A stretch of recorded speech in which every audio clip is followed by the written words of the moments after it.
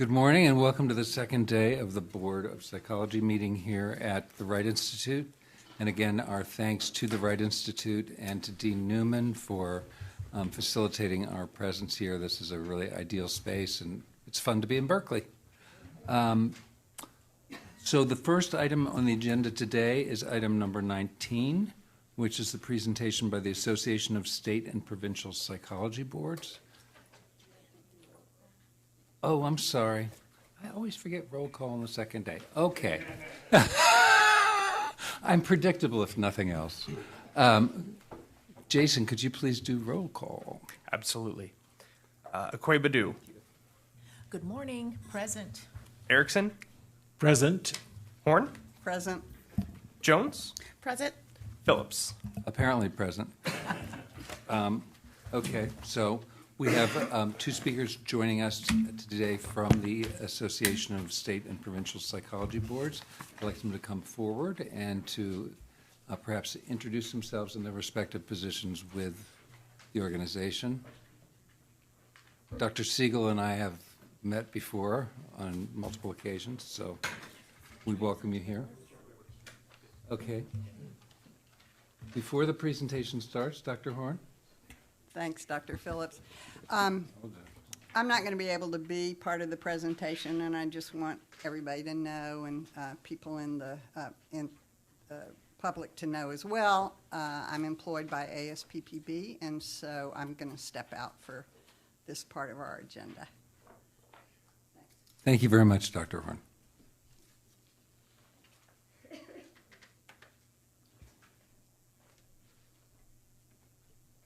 Good morning. I'll wait till Jackie leaves since she's recused. As an attorney, and from an eastern state, we're very rigid about those things in Pennsylvania. And so thank you very much for inviting us to come make a presentation. We're going to speak today a little bit about the SCIPACT, which is the Interjurisdictional Compact, and also about the EPPB Step 2. We're going to make a brief presentation. If you have questions, please feel free to kind of interrupt, or we can do that afterwards. However, it makes sense for all of you. And for purposes of the record, would you both introduce yourselves? Thank you. I am Janet Orwig, the Associate Executive Officer for Member Services with ASPPB. And I'm Alex Siegel.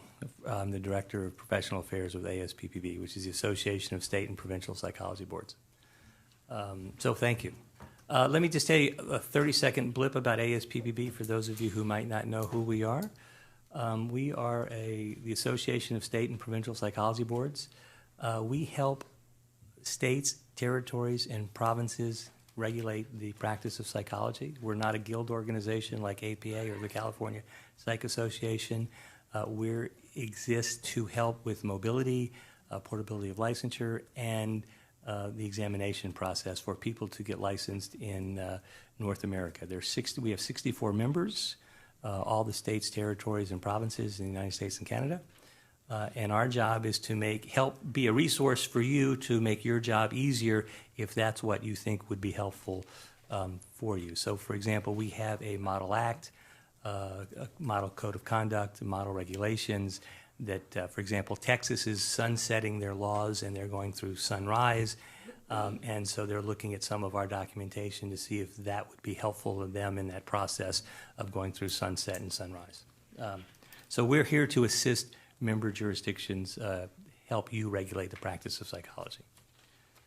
I'm going to give a little bit of history about SCIPACT and kind of how we got here. One of my jobs is actually to go around and visit with the licensing board staff, our members' jurisdictions. And the thing I kept hearing over and over again was try to help us regulate telepsychology. We know it's happening into our state. We know that it's not being regulated, and as our goal is to protect the public, we need some assistance with that. So went back, and the board at ASPPB created a telepsych task force, and their goal was to try to figure out how best to help our licensing board members regulate this practice. At the same time, APA created a task force for telepsychology along with the insurance trust, and we joined in with that and created the telepsychology guidelines as a joint project to help the psychologists know how to manage a practice if they were going to be doing telepsychology within that. And actually, from what I've understand, that those guidelines went through quicker than anything ever has at APA, so we're very proud of that. But the task force went further because that addressed the needs of an individual psychologist, but still didn't answer the question that the licensing boards had asked. Help us do this. So they created the e-passport, and in the handouts you have, there's kind of a overview of what the e-passport is, as well as on the backside what the eligibility requirements are going to be. And we really felt really good about the e-passport and thought we could handle telepsychology very similar to what we do with our Certificate of Professional Qualification in Psychology to help licensing boards speed up the licensing process. But the problem we ran into was that we didn't feel that the e-passport gave enough teeth to both of the home jurisdiction as well as the jurisdiction that the client was in that would be receiving it.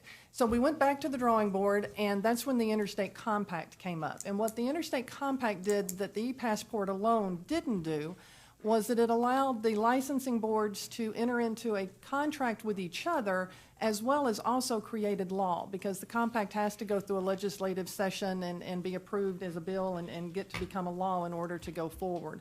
So we felt like the e-passport gave us the criteria that all psychologists have to meet, and that the compact gave us the teeth to be able to do the discipline and other incidents of things that you may have to do by creating the contract and the law.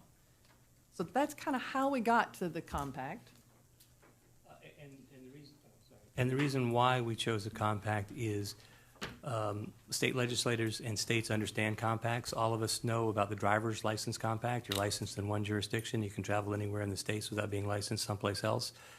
California has about 29 compacts that they're members of. The Colorado River, what's the dam? Hoover Dam Compact. So the legislators understand that. So what our compact says, it basically has two main points. If you're licensed in good standing in a compact state, meaning that the state adopts the compact as a psychologist, if you get an e-passport, you can practice from that state electronically into any other compact state without being licensed in that distant or receiving jurisdiction. Psychologists, and the second part is if you're in a compact state, and let's say California adopts it, and you live on the border between Nevada and Colorado, near Lake Tahoe, and you need to go across the border for an emergency or for a forensic evaluation or for a consultation, you can, under the compact, if both states are compacts, go into that state temporarily up to 30 days a year to provide services face-to-face. So it's two parts. One is an unlimited interjurisdictional piece, and the second component is a temporary physical in a different jurisdiction. For the interjurisdictional practice, the home jurisdictions apply, rules apply. When you deal with interjurisdictional practice in psychology, the difficulty is what laws do you apply? For example, California is a Tarasoff state, duty to protect. You know what that means here? Pennsylvania is a duty to warn state. I can't protect, I can warn the victim. Texas, Iowa, Nebraska doesn't have a duty to warn. So if I'm seeing someone here where I am in California and I'm seeing someone electronically in Texas, what law do I apply? If I warn the intended victim in Texas, I just violated Texas law. If I don't warn the intended victim in Texas, I violated California law. What the compact does is to resolve those issues. The other major issue has to do with child abuse or elder abuse. Some states have elder abuse reporting. Some states have, all states have child abuse reporting. Different states have different levels of belief, reasonable suspicion, reasonable belief, reasonable knowledge. If you make a good faith attempt to report child abuse in your state, there's immunity for doing so. Once you cross state line, immunity doesn't follow with you. So if you make a report of child abuse in a state that you're seeing someone electronically, and it's unfounded, that person then can sue you for libel or slander and breach of confidentiality because there's no immunity. What the compact does is to resolve those interjurisdictional problems by saying, through informed consent, so the patient knows what is going on up front in the process, knows what the rules are, knows what laws are going to be followed, and it also allows the home jurisdiction laws to take precedent. The compact also requires states to play nicely together and to work together to kind of have adjudications. So if a person in California is in the compact and they're seeing someone in Maine and the Maine person files a complaint, they may not have the means to come to California to serve as a witness. How do you resolve that? The compact has mechanisms in there to allow that, to have the states to work together for the safety, health, and welfare of the citizens of that state. Most people say this is going to be a lot more cost to the state. It's not true, because though if you adopt it, since all your licensees who are part of the compact, not everyone will be part of the compact, not everyone will apply. This only applies to those that apply for the passport. If they did something unethical or below the standard of care as a licensee, this board would hear the case anyway.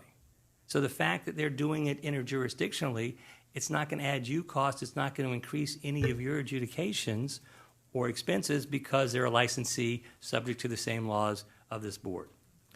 So the other thing about compacts is that states still retain control. It's not a national thing, it's state specific. However, where there are inconsistencies as pertain to the compact with state law, the compact supersedes those states' laws. So for example, I believe California has a law that says now, we don't care where you are, if you see a citizen of California, you must be licensed in the state. If the compact would supersede that by saying you don't need to be licensed in that state if you're under the auspices of the compact. So that's SCIPACT in a nutshell. Where we are now, some of you may have heard Arizona became the first state last year to successfully adopt the compact. Rhode Island and Nevada have both introduced bills, and their legislative sessions are over for the year. They're planning to reintroduce them next year. Utah has a legislative sponsor, and they're going to open it again in they're going to have it in 2017. Hawaii is planning to do this. New Mexico is planning to introduce a bill next year. Maine is very active in the process. Maine's very unique in their laws. They really want it, and they don't really, it's a legal argument, but they're going forward with it in 2017. North Dakota is very interested in going to do something in 2017. Missouri is going to introduce a bill. And yesterday, when Janet and I were in Texas making a similar presentation to the Texas board, the executive director of the Texas Psychological Association, David White, was in the audience, and he and I had an opportunity to talk, and he basically told me that we could add Texas to the list because that's on their legislative agenda to pursue SCIPACT in 2017. So we have about 10 or 12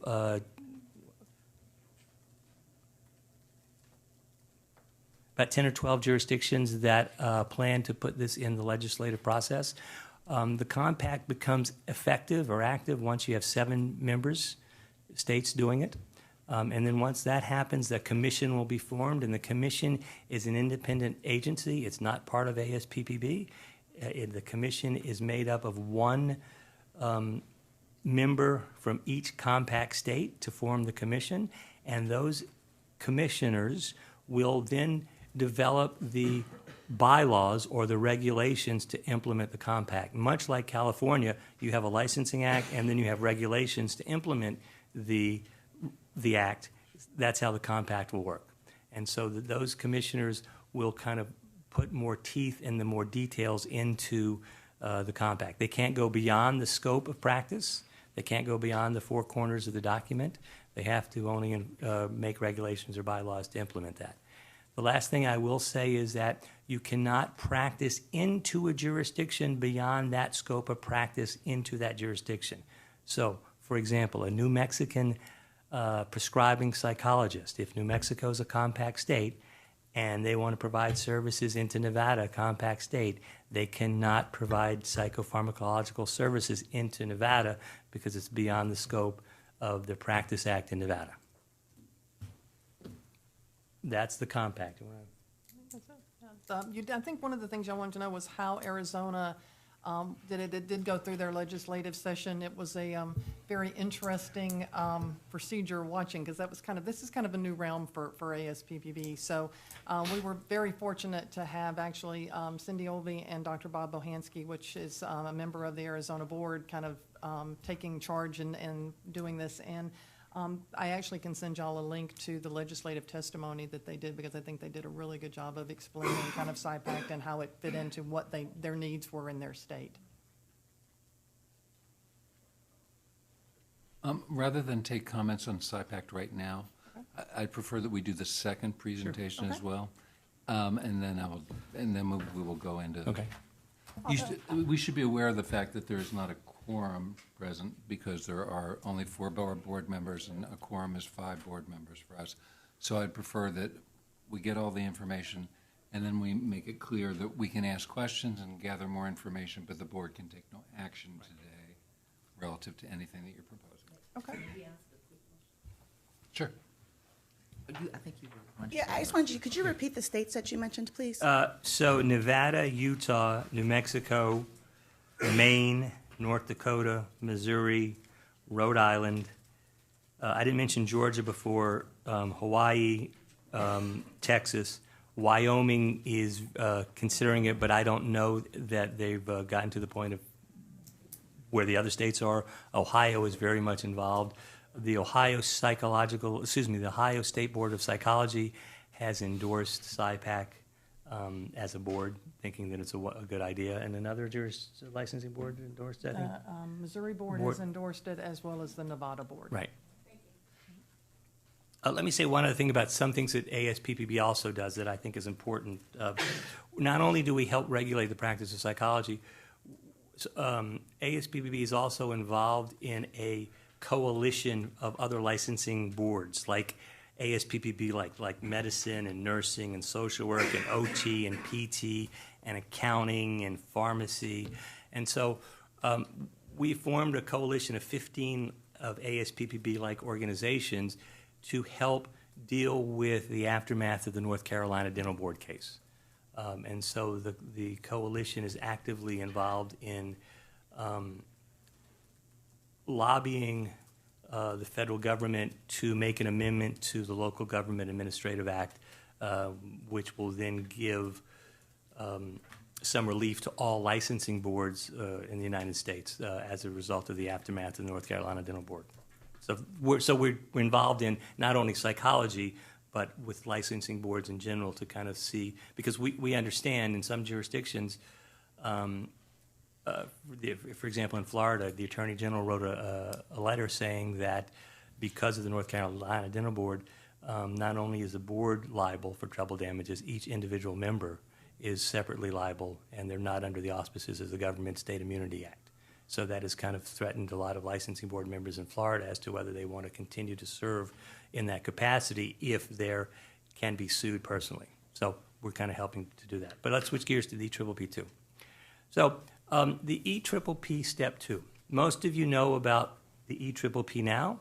That is a knowledge-based exam that everyone in the United States and Canada, with the exception of Quebec, take as a final thing before licensure. And Quebec doesn't use it because their philosophy is more European, and they control everything. If a university in the province of Quebec wants to hire a person, the board has to approve it. If they want to teach a new course or use the college has to approve that course being taught. So they control knowledge, they control competency all the way through, like most Europeans. Most other states, all of the other states and provinces, we don't do that. So one way to help protect the public is we want to ensure that the psychologists have the requisite competency of knowledge and skills to be able to provide services so that the public will not be harmed from incompetent practice. The EPPB's been around for 50 years. It's very reliable. It's very valid. All jurisdictions use it. Everyone who wants to become licensed in, as I said, United States and Canada, take the EPPB. One of the things that we've relied on for many, many years for the skills and the values and the abilities portion is to have ratings from supervisors. The problem with that has always been you have good supervisors and you have bad supervisors. There's too much variability there. Psychology, unlike medicine or dentistry, where there's one path, or nursing, one path for licensure, in the 70s and 80s, there was a phrase saying, use 1,000 blossoms blooming in the garden. We should have 1,000 ways to do everything to account for all our individual differences, which is great, except for licensure, except for the profession. There's no pre-doc. There's no pre-medicine. So the other variability in psychology is we have PsyD programs, we have PhD programs, we have 3 or 4 different training models about how we train our students. Not one pathway to do that. There are very few states that only require APA accreditation or Canadian Psychological Accreditation. You can get licensed in a significant minority of states without coming from an APA or CPA accredited program. We're the only behavioral health, the only mental health, the only health field where you can get licensed coming from an unaccredited program. The other issue, so all of this is kind of leading us to kind of say we need to have a standardized measure for assessing the skills, the abilities, the values of the individuals. This did not happen overnight. This has been a process that's been going on since 1986. The NCSPP, National Council of... Schools and Programs of Professional Psychology. Thank you. Back in '86, they were the first council that started the process about looking at competency and started the ball rolling. It kind of picked up steam in 2001 when the APEC had the competency-based assessment, where a former chair of this board developed with a lot of other people his infamous or famous cube that he talks about, the competency cube, Dr. Emil Rodolfo, that began pushing the conversation about competency. In 2003, there was a benchmark meeting where there was a culture of competency, and everyone's kind of moving towards that. COA in the last couple, the Commission on Accreditation, which everyone calls the APA accreditation, but it's really the Commission on Accreditation. They've changed from their guidelines and principles to standards of accreditation. They're moving away from counting hours, counting courses, to looking at competency. So as the whole field, the education and the training field is moving towards competency, the natural thing for ASPPB to do as a result of that is to come up with a reliable measure that is a computer-generated test to measure the skills, values, and abilities of those individuals. We're the only profession that doesn't have a skills portion to our examinations. Medicine, you have that. Dentistry has it. Accounting has that. And the irony is, most of the psychologists who are working for those fields have developed those tests for those other fields, but we haven't done it for ourselves, and we're so far behind in that. So this just didn't happen overnight. This has been happening since '86 and really has kind of picked up steam since 2001. And so ASPPB is kind of following the natural thing because we are in the examination business. We do have the EPPB, that it makes sense that we would come up with a skills-based test. We believe that we can do that on a computer test. We don't need to use the OSCE. And I will, the objective structure clinical exam like medicine and dentistry does, which is either a real patient or a simulated patient, or you fly someplace and you have to interview people. We think that's too too costly for psychologists. We think with the technology now that we can develop a computerized test using avatars, using cascading questions. So if you give a hypothetical pattern, if you answer this, then it'll give you questions over here. If you answer that first one, you'll have questions going down here, and so forth. And we're looking at this as the last part of the educational and training process before one is competent. And so hopefully we will have documented objective information about knowledge tests from EPPB, one, eventually, and the skills, abilities, and values from the EPPB, two. I just have one question, quickly, and I think you've already answered this, but may I? So have you given the bulk of your presentation at this point? There is a handout that was also handed out, which is the frequently asked questions regarding the EPPB2. They go into a lot more detail than what we've done here. And I think the other thing that you had on there was wanting to know kind of how this could be added, and I kind of looked at your statute and your rules. And in your statute, you're very general about just saying an exam, and then your rules you go into about it being the EPPB2. I think just adding the EPPB, I mean, about it being the EPPB, I think you could add the EPPB2 in that exact same section in the same kind of detail that was given for the EPPB. It seemed a pretty easy fit. And we did that purposely by naming it, if you will, EPPB Step 2, because a lot of regulations that we looked at said you must take the EPPB or examinations approved by the board. So even for those jurisdictions that say you must take the EPPB, it doesn't say singular or plural. It just says EPPB. So we thought that would be beneficial for jurisdictions not having to open up acts or regulations to implement this. And we're hopeful. The projection is this will start rolling out by January 1st, 2019 for boards to consider and possibly adopt that.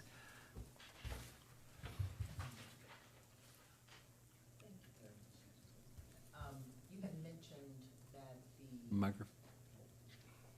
thank you. You had mentioned that the compact will supersede state law. And my question is, what law then would take precedence? So it would only supersede those laws that pertain to the interjurisdictional practice of psychology. So, for example, Kentucky has a law that says if you want to practice into our state, you need to have in what the law would call pro hoc vice. You need to have someone there that can stand up on your behalf. So you need to have a supervisor, if you will, to practice into that state, someone allowing you to do that. The compact, if Kentucky was a compact state, that one aspect of having the pro hoc vice would not be applicable because a compact would take precedent over that, and you would not then have to find someone from Kentucky to vouch for you and saying that you're okay to practice within the state. So that person in Kentucky could still receive services? Yes. Great. And last question Yes. about the commission. So the commission will make laws? The commission will not make laws. The commission will implement the SCIPACT. So they'll put specific teeth to the compact. So you need an e-passport? They'll come up with measures, for example, how do you apply? When do you apply for passport, the e-passport? And go into details about that. So they would address those process issues? Exactly. Great. They're not going to make new law. They can't. They have to stay within what the law would call the four corners of the document. Thank you. Very informative presentation. I'm trying to soak it all up, and I have one question now and maybe more later. The compact taking precedent over state laws that are pertaining to psychology. I wanted to understand the part about prescriptions. Let me interrupt. Only about interjurisdictional practice, not taking precedent over psychology, only as it pertains to the interjurisdictional practice. And maybe that's the key for why Texas or New Mexico rather couldn't prescribe in Nevada. It's within the scope of practice for the New Mexico psychologist, and he's got a patient in Nevada, he or she, but Right. they can't prescribe because It's not within the scope of practice in Nevada, and that's in the Nevada. compact specifically. That you can't practice beyond the scope of practice into the jurisdiction. into the Where the receiving service state. is provided. Where the patient is. We defining where the service is being provided is Good. where you are Thank because you. you're a licensee. Oh, so let me add one other thing about, I'm sorry, that just reminded me. So this is going to get a little more complicated. The way the compact is, it's a hub and spoke model. So if I'm in California and you're a compact state and I'm a psychologist as part of the compact, and I go to Colorado because I want to go skiing my patient goes to Colorado for the winter to go skiing. I can electronically see that person from California into Colorado, another compact state, unlimitedly electronically. If I happen to be in a skiing vacation and I'm in Colorado and the patient says to me, and this will never happen, I know you're going to be in Colorado skiing. If you can rent an office, I would love to have an hour therapy in Colorado. Technically, I could do that under the temporary practice. But once I'm in Colorado, Colorado then does not become my spoke because it only generates from where your license is. I wouldn't be licensed in Colorado. I could not then talk to someone from Colorado in Georgia or even back to California. It only emanates from where you are, where the license is based. I had several questions, actually, and I guess the first one's a practical question. So for purposes of future graduate students who go through their supervised professional experience, they will be paying a second fee to take a second exam, I assume? Yes. Yes. Some of the pushback that we're getting from early careers, and rightfully so, is they're now being dumped upon. They're going to have to pay an extra fee. We're very mindful about the cost. Quite honestly, this should have been done 20 years ago. And when I was a student, and I would have bitched and moaned about another exam and another hurdle to jump, but we probably should have done this 20 years ago. We're very cognizant of the facts. We don't know what it is because it hasn't been developed yet. We're going to try to keep the cost as low as we can. I believe that it will actually save money in the long run for the students for two reasons. We were in a meeting yesterday, as I said, in Texas, and Texas was having a discussion about EPPP, and this is on the record, so I'm not saying anything in confidence, that they were thinking that if the EPPP Step 2 works, they might not need to do their oral exam anymore because now they have an objective measure instead of a subjective oral exam. That's one thing. The second thing is there's been some proposals that the EPPP 1 could be moved up closer to the didactic aspects of education and taken before internship. And we know that the closer to, our research says that the closer you take the EPPP, the knowledge test, to your exam, your classwork, the higher pass rate is. The longer you are away from that, not so much. And so that may help students in the beginning of the process, take it before internship, and then the EPPP would be then taken as the last thing at either in some jurisdictions about at the doctoral level or the postdoctoral level. The other interesting thing is, and all of this is going to be beta tested, and all of this is going to be tested before any of these things come to fruition. But it's conceivable. A lot of jurisdictions hang on and to the postdoc year and want the postdoc year because that's the year where you look at competency. And some jurisdictions are unwilling to get rid of that because they're losing that competency piece. If you have an objective test that's reliable and effective and efficient to measure that competency, then the question becomes, do you really need to have a postdoc? And so 13 or 14 jurisdictions have made the postdoc year optional. And so I'm not suggesting that will be an outcome. I'm just suggesting that that could be an outcome if the test is doing what it does. And the movement has been very slowly for jurisdictions to change the sequence of training and make the postdoc year optional. So in that way, it is going to have a cost, but we're hopeful that in the long run, it may be not as expensive. And we're very cognizant of the debt load that students have now, and we know that even though the EPPP One, I think, is like $600, something like that. That's the straw that broke the camel's back. It's not the $150,000 or the $200,000 that some students are in debt for graduate training, and that it's just here's another pylon, and we're aware of that. Okay. If my understanding of the SCIPACT is correct, the only requirement in order to get an e-passport will be 6 hours of continuing education in the use of technology. Is that correct? 3 a year. 3 a year. 3 a year. 3 a year, okay. So if you had, for instance, New York State does not have a continuing education requirement.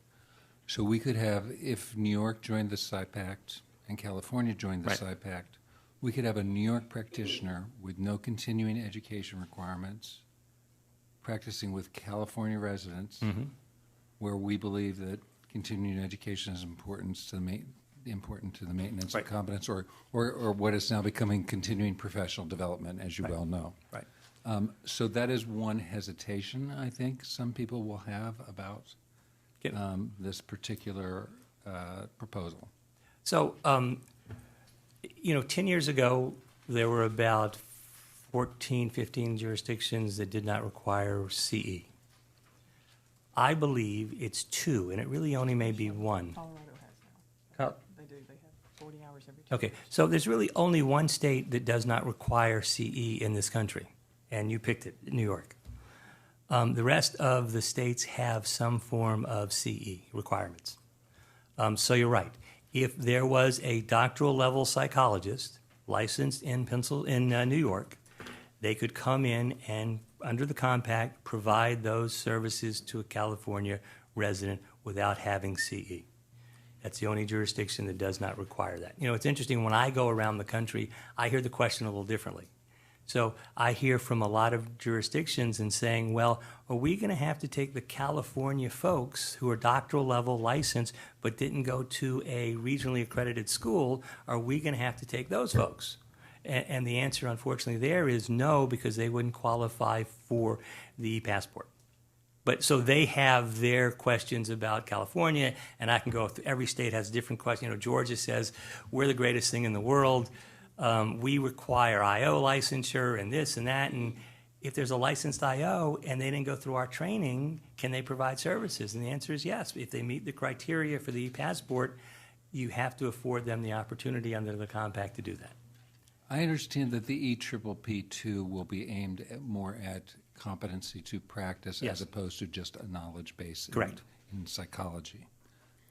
We have a secondary examination here, as you know. Yes. Which is called the CAPLE, I think. I'm never quite sure how to put those letters together. But the CAPLE, among other things, tests people on their knowledge of the laws of the state of California. Right.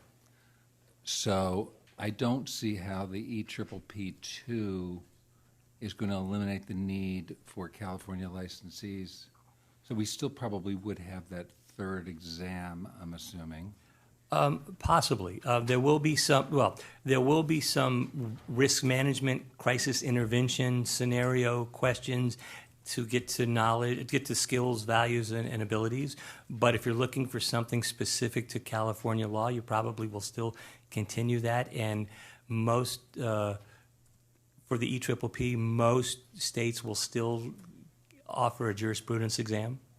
And people that will be interjurisdictionally practicing under the e-passport will not, by necessity, know what the California laws are. They will have to. One of the things that is required for the passport is that they attest that they know the rules and regs and statutes of any state they will be practicing into. So they have to attest to that. Okay, they attest to it, but there will be no... There will be no There'll be exam. no test of that, but they do have to attest to that. Okay. And again, through the informed process about the differences of laws, what ASPPB is thinking about doing is coming up with a database for those members in the compact that will kind of look at the major issues in each jurisdiction about the differences, for example, a duty to warn in California versus Texas or Pennsylvania. So to some extent, you've anticipated some of that problem. Yeah. As I understand your description, if you're practicing interjurisdictionally and there's a conflict between the regulations of one state and another state, there will be an alternative set of regulations that apply only to interjurisdictional practice. Correct? Yes, so ASPPB and/or the commission are not in the business of adjudications. We're not a state. We don't want to take over the powers of the state. We're not going to usurp any of the authority of the state. What we're trying to do is provide a vehicle to allow for the ethical and legal practice. So the psychologist who signs up for the interjurisdictional passport will have to abide by the regulations and will also be bound by a contract. So if they violate the contract of the e-passport or the compact, their ability to provide services under the auspices and authority of the compact will be revoked, not just into that state, but all over all the states. So then the states could use that as a basis of a complaint to file against that individual for practicing substandard care or inappropriately. But so it's a two-step process. Just because your e-passport is removed, you can't practice under the compact, but you're still licensed in that jurisdiction, that person still can do the old-fashioned way by applying to that Nevada and getting licensed there separately without the auspices of the compact. So we're not depriving them of liberty. We're providing they're not allowed to practice under the auspices of the compact because they violated that. Okay. Let me just ask the second part that I didn't talk about. So the receiving state, because I didn't know how detailed you wanted me to be, the receiving state where the patient is, where the psychologist is practicing into, has the ability to issue injunctive relief or cease and desist based on the action that is being reported, and that could either be through a formal adjudication process initiated in the state, or it could be done to remove the e-passport. And then that action would then remove that person's ability. So the home state rules, but the distant or receiving state has the ability under the compact to issue cease and desist and injunctive relief to stop that practice. Okay, so let me give you a hypothetical situation. I'll pick the state I grew up in, as opposed to New York, because I don't want to keep picking on New York. I grew up in Minnesota. That's a good state to pick on. So a Minnesota psychologist has an e-passport, and they are practicing with a California resident under the terms of the e-passport, and they violate a California law or they violate a California regulation, and a complaint is filed here in California.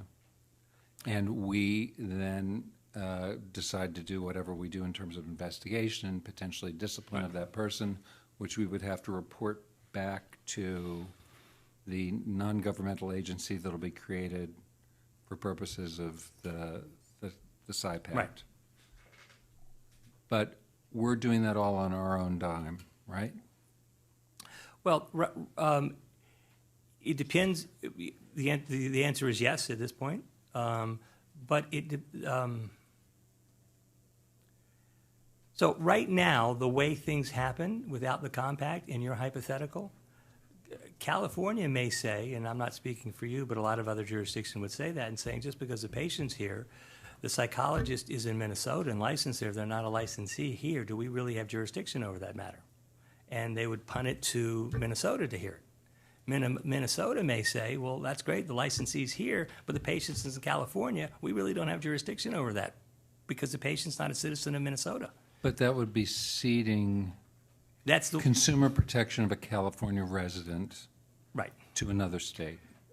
Right, and so I'm not saying California does that because I know of a couple of cases where California did do that, but other jurisdictions would answer your hypothetical with my answer. They would not, unfortunately, deal with the situation because they would believe they wouldn't have jurisdiction.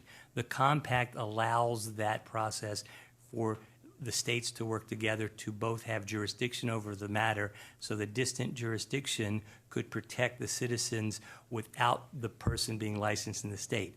Would that cost you more money? Potentially it would in that scenario, and I don't know whether you would have to have a formal hearing to issue a cease and desist, or whether the board could issue an injunctive relief, or you could even come to the commission and saying, here are the facts of the situation, And the commission may not adjudicate and take away a license, but can say, you violated the contract of the passport, and therefore your ability to practice interjurisdictional under the compact has been revoked. Okay, so there's going to be a fee paid by the psychologist if they qualify for the e-passport, and that fee will not be going to ASPPB, but to this new non-governmental Correct. agency.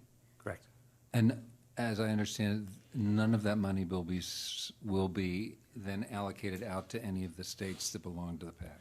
Well, it won't be allocated per se to states, because number one, we don't know what the money is, but depending on after the costs are taken care of, because what we do is we will vet all the people when they submit the information to qualify for the e-passport or the IPC. We're going to vet to make sure what they say is truthful and talk to supervisors and make sure the attestations are fair so that the jurisdictions can more or less trust the process.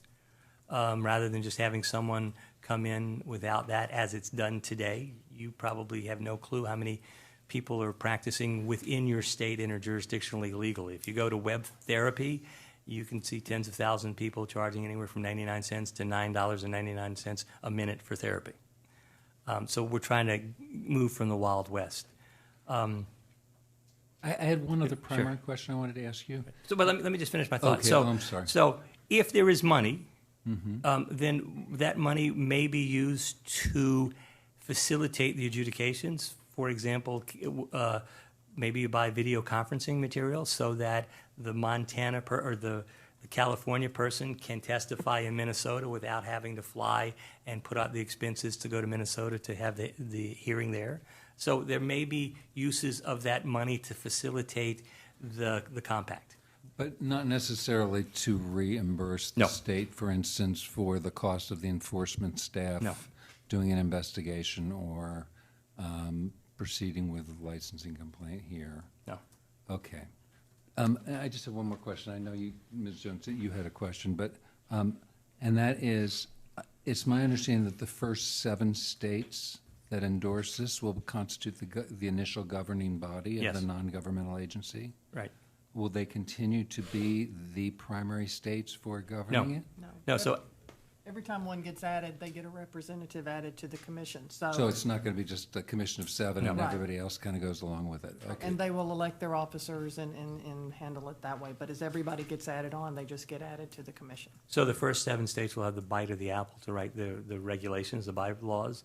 But as the majority changes, if you have 20 states and there's a new majority, that then 20 states could get back together and say, let's tweak these things a little bit because the commission could do that with a new majority.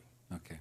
I'm sorry, Ms. Jones, you've been very patient. Thank you. Well, I guess I have a question, a technical question, Ms. Marks, and I appreciate the presentation, and I can only imagine lots of public comment that might arise from this presentation. How far down can we go into this conversation when we're not in a quorum? And I feel like given the complexities of this, I don't know. I guess I would like to know how far should we go, because without a quorum, I know we can't take any action. So unfortunately, this presentation was, how do we deal with some of the nuts and bolts? I think a lot of the questions that have been asked about consumer protection and costs, et cetera, require a robust conversation. Are we in a position to have that right now, Ms. Marks, given the fact we don't have a full quorum?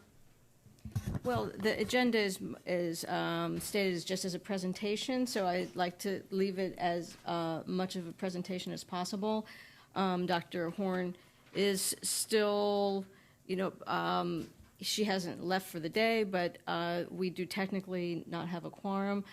I would like to think that the rule of necessity applies. I'm not entirely positive. I haven't done the research on that because we weren't really thinking about it until this morning when realizing that Dr. Horn had to leave. So, a generalized presentation, I think we can do, but I think the board is probably not at the point of making any decisions anyway. So, I only ask because I know yesterday we were told, don't even go to the restroom because we couldn't continue to have a conversation. And I would imagine that, like I said, there's lots of questions I could have and a lot more. And I feel like I just want to know how far you would advise us to go. I know it was a presentation, so that's helpful. But I just want to make sure because I feel like it could go to a very important conversation and get into lots of detail, and without a quorum, I don't know. if Yeah, that's the I right think you're thing. better off waiting for a quorum. Waiting to do what? To have the kind of discussion that I think would lead the board to be able to make a decision. One thing that, more legalistic, the way the compacts are, since Arizona has approved it, if California legislator and the governor chose to sign this bill, it would have to do that, and it's an up or down vote. You can't modify it or tweak it or whatever, because the compact language is the same all across all those jurisdictions. So if you're thinking about, well, maybe we could do this or that or what as part of your discussion, it is what it is, and it's an up or down vote in the legislature, and if the legislature passes it and the Senate, the governor signs it, then it's enacted as in California law. We don't have such legislation on the floor right now. No, I'm not, I'm just saying how it's, I'm just saying. No, that- I got what you're saying, and this is helpful in terms of that, but I just know that, when I think about our action on legislation and those kinds of things, has there been other conversation with legislators in California about carrying this kind of legislation here in the state? I've not had any. Okay. Dr. Phillips, I'd like to ask a clarifying question if I could. Absolutely. Obviously, there's a lot of complexities about who has jurisdiction and so forth, but the example of the Minnesotan psychologist practicing with a patient here in California, without the compact and without even refined telehealth regulations, I'm under the impression that we still have jurisdiction in terms of protecting the people of California, that if the Minnesotan practices here and there's an accusation, we do something about it because it's our resident. If he or she comes to California and stays too long, we do something about it. If they're here in 30 days or less and they do something, we still have jurisdiction. So we have those costs and we have that obligation, I think. This is just an opinion, but it helps me if I think of it that way, that maybe there's not going to be additional burden cost-wise that I can see offhand with the compact. I'm going to draw a line here, and it's no reflection on you, Dr. Erickson. I don't think there should be a colloquy among board members about the information. I think we should just gather information at this point as part of the presentation. Otherwise, I think we're then moving into an area where we might be deliberating on the subject, in which case I'd be very uncomfortable with whether we've gone beyond the rule of necessity. Rule of necessity stating that we can, under unusual circumstances, hear presentations without a quorum present because we had an unexpected resignation from the board and we had a board member that we just learned was not able to join us for this presentation. So Fully understood. What I'd like to do now, unless there are other significant questions from board members. This is a real clarifying question. Okay. That's what I said mine was. No, mine. And that is there a criteria for the commission members? What would the commission members look like? Off the top of my head, the commissioners who have to be a board member or the executive director of the licensing board or a designee, so it's not someone outside of the governance, if you will, of the regulations of the practice of psychology within that jurisdiction. So they don't have to be a psychologist? No. They have to be a board member. Is that okay? See, that was It's the commission, the executive director, executive staff secretary, or similar executive, a current member of state psychology regulatory board of a compact state, or a designee with the appropriate delegated authority to act on behalf. great. Thank you. It seems like a lot of work has gone into this. Let me just thank you all for that. Go ahead and make your statements. And so, sir. See, it's real clarifying. So let me just, my last thing, and I'll shut up Okay. because I forgot. Just to let you know, this has taken a long time. Relatively speaking, it's gone rather quickly in psychology. When I'm ever asked about something new that's happening in psychology, everyone asks me, when will this happen? And my typical answer is, not in my lifetime. With SCIPACT, if it's going to happen, this is going to happen by 2018. we believe that there's a lot of momentum for this. There are a lot of people, psychologists are in favor of it. We have endorsements from APA, the practice organization, the students, APEGs, the early careers, Division 31, 42, APEC has endorsed us, the Trust has endorsed us, ABEP has endorsed us, the American Telemedicine has endorsed us. So the Citizens Advocacy Center, which is a big organization for consumer protection, has endorsed this product. So it is getting a lot of traction and a lot of endorsement, and people see the utility of providing the services. So it's not just ASPPB thrusting this on to the world. Okay. I'm going to, at this point, ask if there is any public comment that could be made. And in reaction to public comment, I would like this, as a board, not to react to the public comment, but simply to take it in. Dr. Newman? Yeah, Dr. Newman, could you come up here? No, it's okay. There's an extra microphone. sit next to you since Cool. these are questions. I'm Gilbert Newman from the Wright Institute. So I'm commenting on the EPPP Step 2. As a member of the Commission on Accreditation, I think a lot about the necessity of professional judgment in determining competency. It seems to me that the EPPP Step 2 is it's too strong a word, but an attack on our professional judgment. It requires us to submit students to yet another hurdle where we have already, through 5 years of graduate training here at the Wright Institute, for example, been measuring each student's competency against very specific minimum levels of achievement. So I just have another part to this question, which is, so what problems does this, what deficiencies have been identified? What data are you using that suggests the need for this exam? In other words, are there deficiencies that boards throughout the nation have identified that this exam will repair or address? Can I don't know, can I respond to that as a public comment or?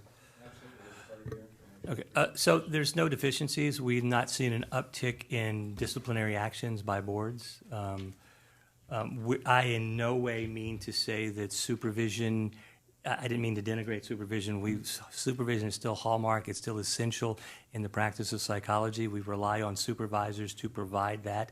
What the examination will do is to objectify that. We know students go through the whole process. Let me give you an example about the variability and the inconsistencies with the measures that we have now. And again, I'm not speaking negatively to anything, but using this just to make the point. There's one university. So if you go to the ASPPB website and you go under the students, you can actually go to each program and see the aggregate number of those students who have passed the EPPP. It's not, you have to have 3 or more because of privacy issues. They're not identified by name, but the aggregate number. You can go to that list and you can see that several programs have a 100% pass rate on the EPPP. You can also go to that website and see that the pass rate is 13% from some APA accredited programs who went through practicum, who went through internship, who took the requisite courses, did qualifying exams and so forth. So it's just there's too much variability in the process. And so the exam hopefully will add to that to ensure the protection of the public that someone is at the competent level to practice based on knowledge of the EPPP1 and the skills, aptitudes, and values of the EPPP2.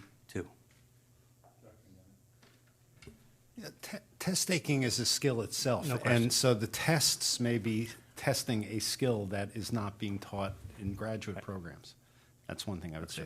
The second thing I would say is that since you identified APA accredited training as a important value, and because you suggested that there are a lot of programs that are not APA accredited that would be going through this process, why not just have this exam administered to those who did not go to APA accredited programs? So,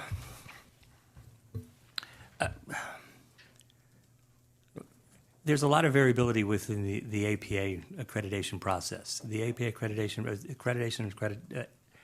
I'll call it APA accreditation, even though it's a commission on accreditation. It is a wonderful, robust organization that has done wonders to advance the skills and the knowledge and the consistency of training. However, each individual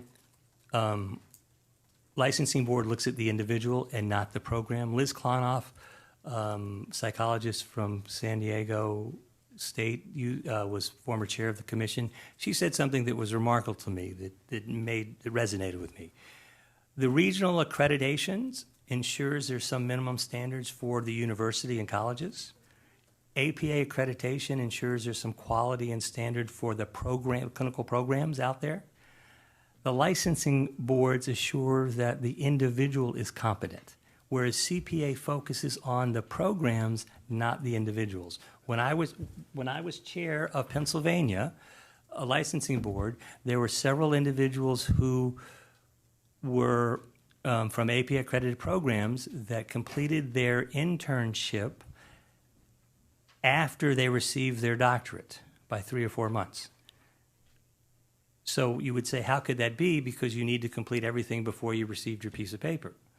But through circumstances that happened on 3 or 4 different occasions, that person was granted before they completed the internship. What happened was, in that situation in Pennsylvania, who suffered was a student, because those 3 or 4 months of pre-doctoral internship could not be counted because they'd already received their doctorate.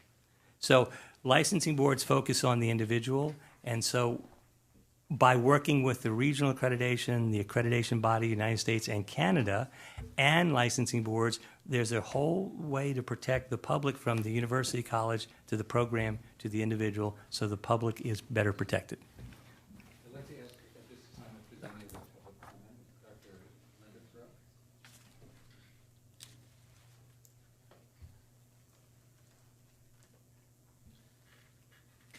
Throw? Dr. Joe Linder Crow, I'm the CEO of the California Psychological Association. I just have a process question. Regarding the APPP2, will it be up to each jurisdiction to decide whether or not to implement the APPP2? Yeah, it's a state action. A state authority would do that. ASPPB does not have that control in the states, nor do we want that. Okay. It's So up that to would the be a state. decision for this board to take up at a later time? When and if in that time Okay, comes, yes. thank you. And we're only, our position is it's only for entry. It's not for someone moving from, who's been practicing for 10 or 15 years, moving from one jurisdiction to another. It's only for entry. There have been some jurisdictions that have inquired as to whether they could use it for discipline. So if someone had problems with providing ethical and standard of care services, that you could force them to take the APPP2 as a skill exam. That's not our position. It's only there for the entry level, but we've heard those suggestions from other jurisdictions. Dr. Shaver?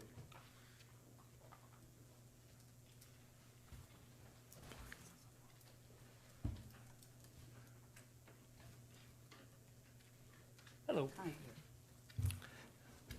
Dr. Melody Schaefer, Division 2 of CPA. I'm just wondering, based on the tenet that you put forth, that this exam would help ferret out those that may have less clinical acumen or perhaps could help in protecting the public.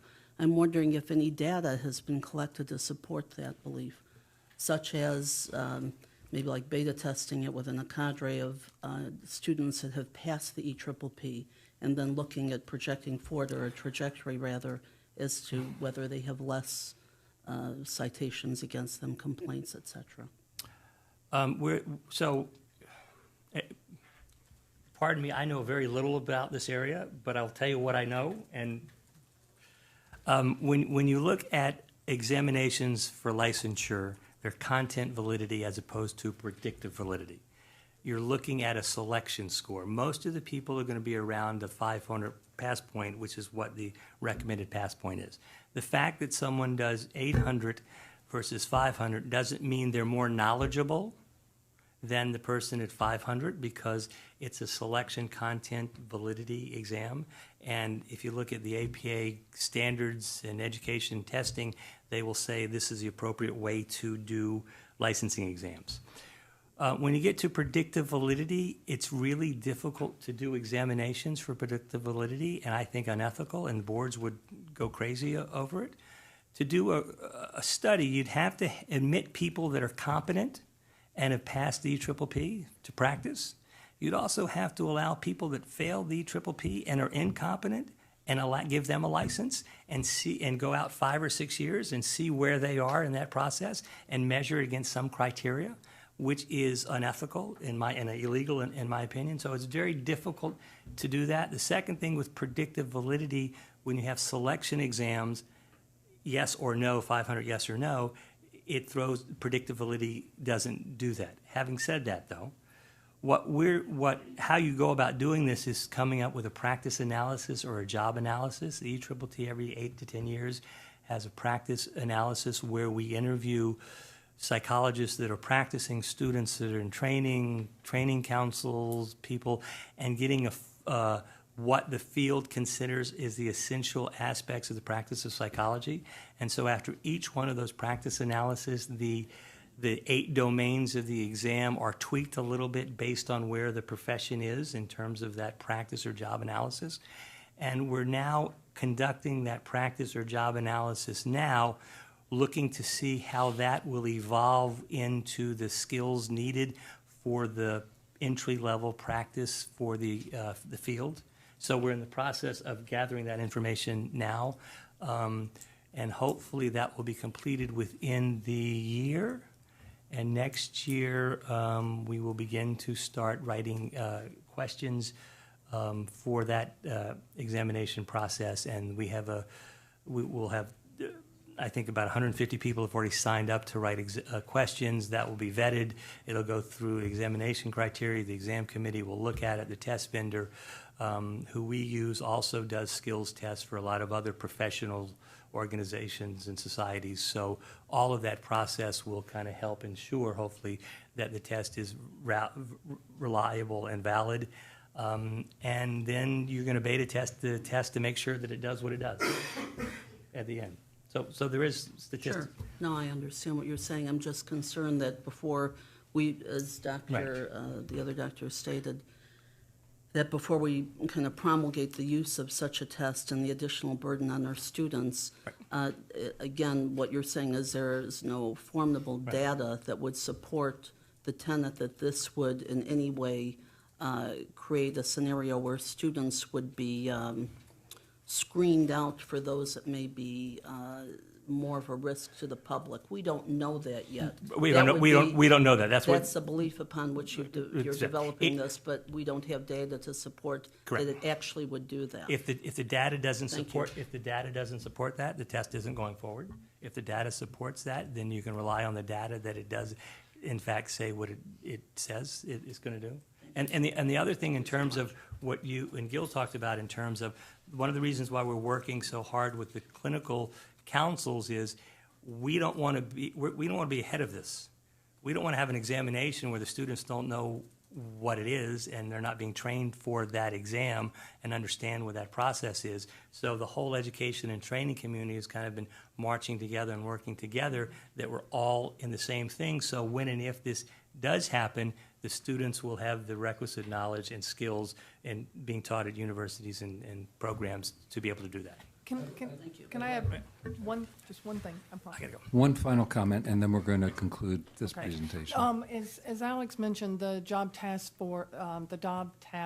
analysis is being ran right now by ASPPB. There is a link to the survey on our website at www.aspppb.net, and we would really encourage all licensed psychologists in California to participate. They'll have a say As in my it. understanding, that link has been sent out to California psychologists. Okay, thank you.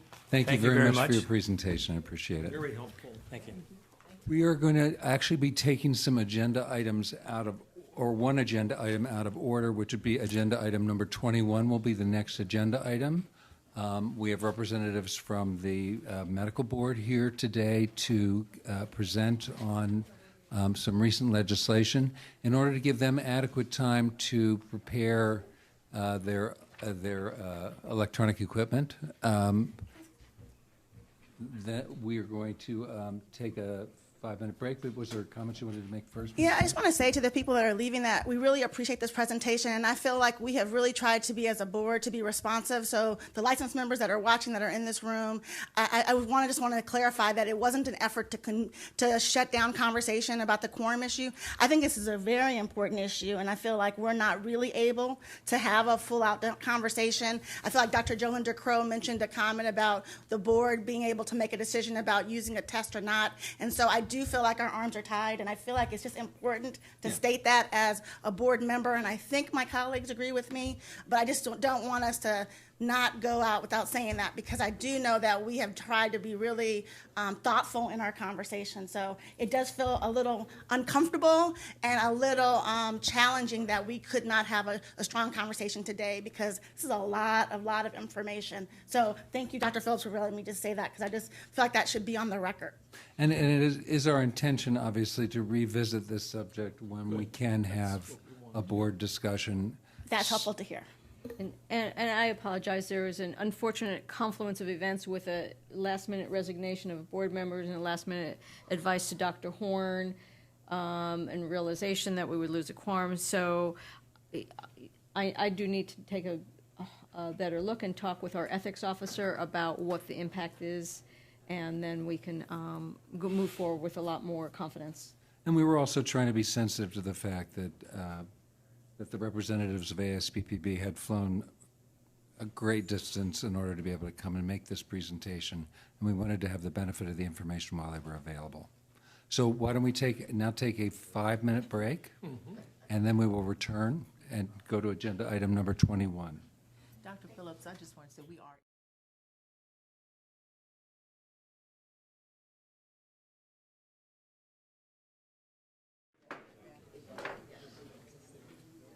So as I said, we're going to take an agenda item out of order because, thank you very much. We're going to take an agenda item out of order because of the presence here of representatives of the Medical Board of California.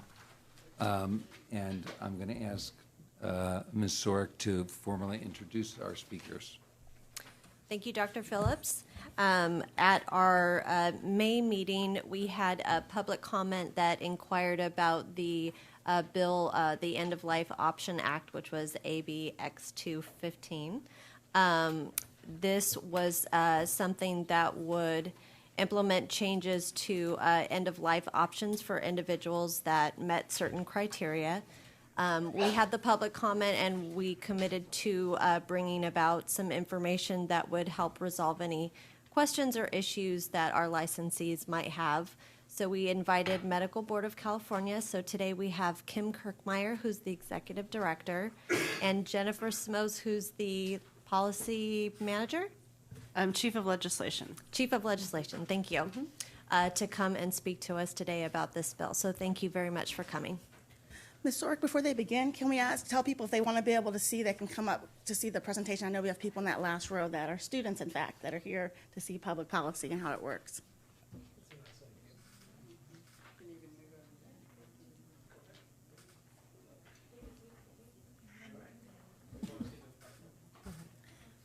Well, good morning, everyone, and thank you, Ms. Sorek, and the members for having us here today. We really this is an issue that's new to us as well, as you know, that just went into effect on June 9th. And so we're kind of just feeling our way through this act as well, and through the law and working with individuals. And we'll give you a little bit of resources at the end of our presentation and kind of tell you some of the issues that have arisen for us so far, and hopefully be able to answer the questions that you have. And I apologize ahead of time for our slides. I hate it when I go to presentations and people read from the slides, but unfortunately with this issue, because it is so much right out of the law, what we're doing. It is going to be kind of like that. And my intention with the slides is that I can provide these to Ms. Sorick, and that these can be provided to the members, and you can use those for future for whenever you get questions on this. So that's why they're a little bit more word intensive. I'd rather have pictures, but they're more word intensive than normal. So, and because of that topic, rather than putting everybody to sleep with one person, Jennifer and I are going to be tag teaming back and forth on these. So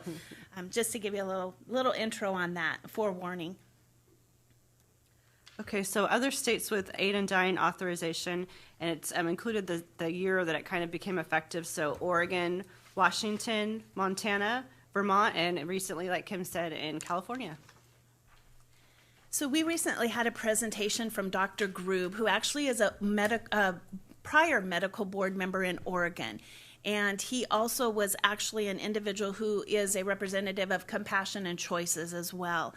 And so he brought some statistics that I thought were intriguing, and I wanted to share those with you. So according to the statistics from Oregon, there were 34,000 deaths per year in Oregon, and about 3,500 requests for information about, I believe in theirs it's called Death with Dignity, I think is what their act is called. But in 2015, there were 218 prescriptions written for the aid in dying drugs in Oregon, and about 132 of those individuals then actually resulted in deaths from the drug, which is about 61%. And I know since we're talking with the Board of Psychology, I wanted to let you know that of those, 5 referrals were for mental health evaluations out of those.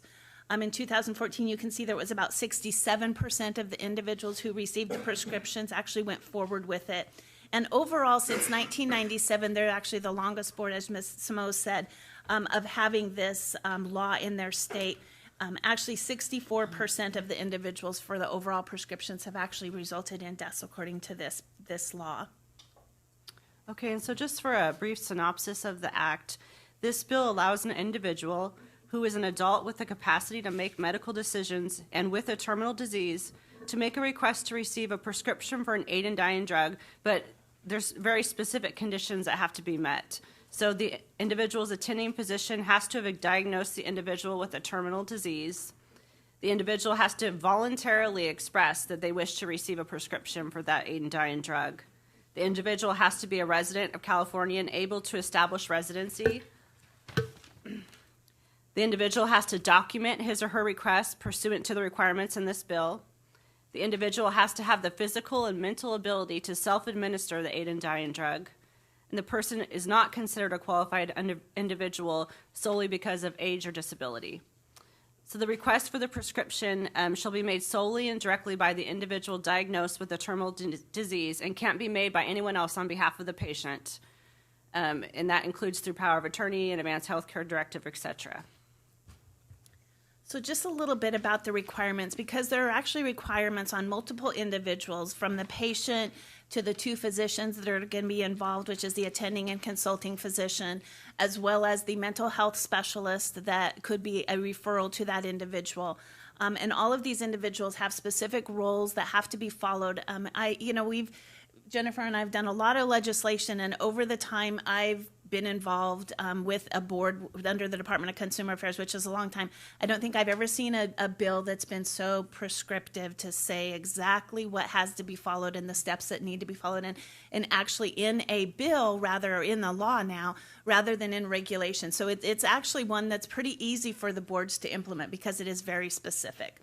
So for the patient, the requirements are really that they have to provide an oral and written request.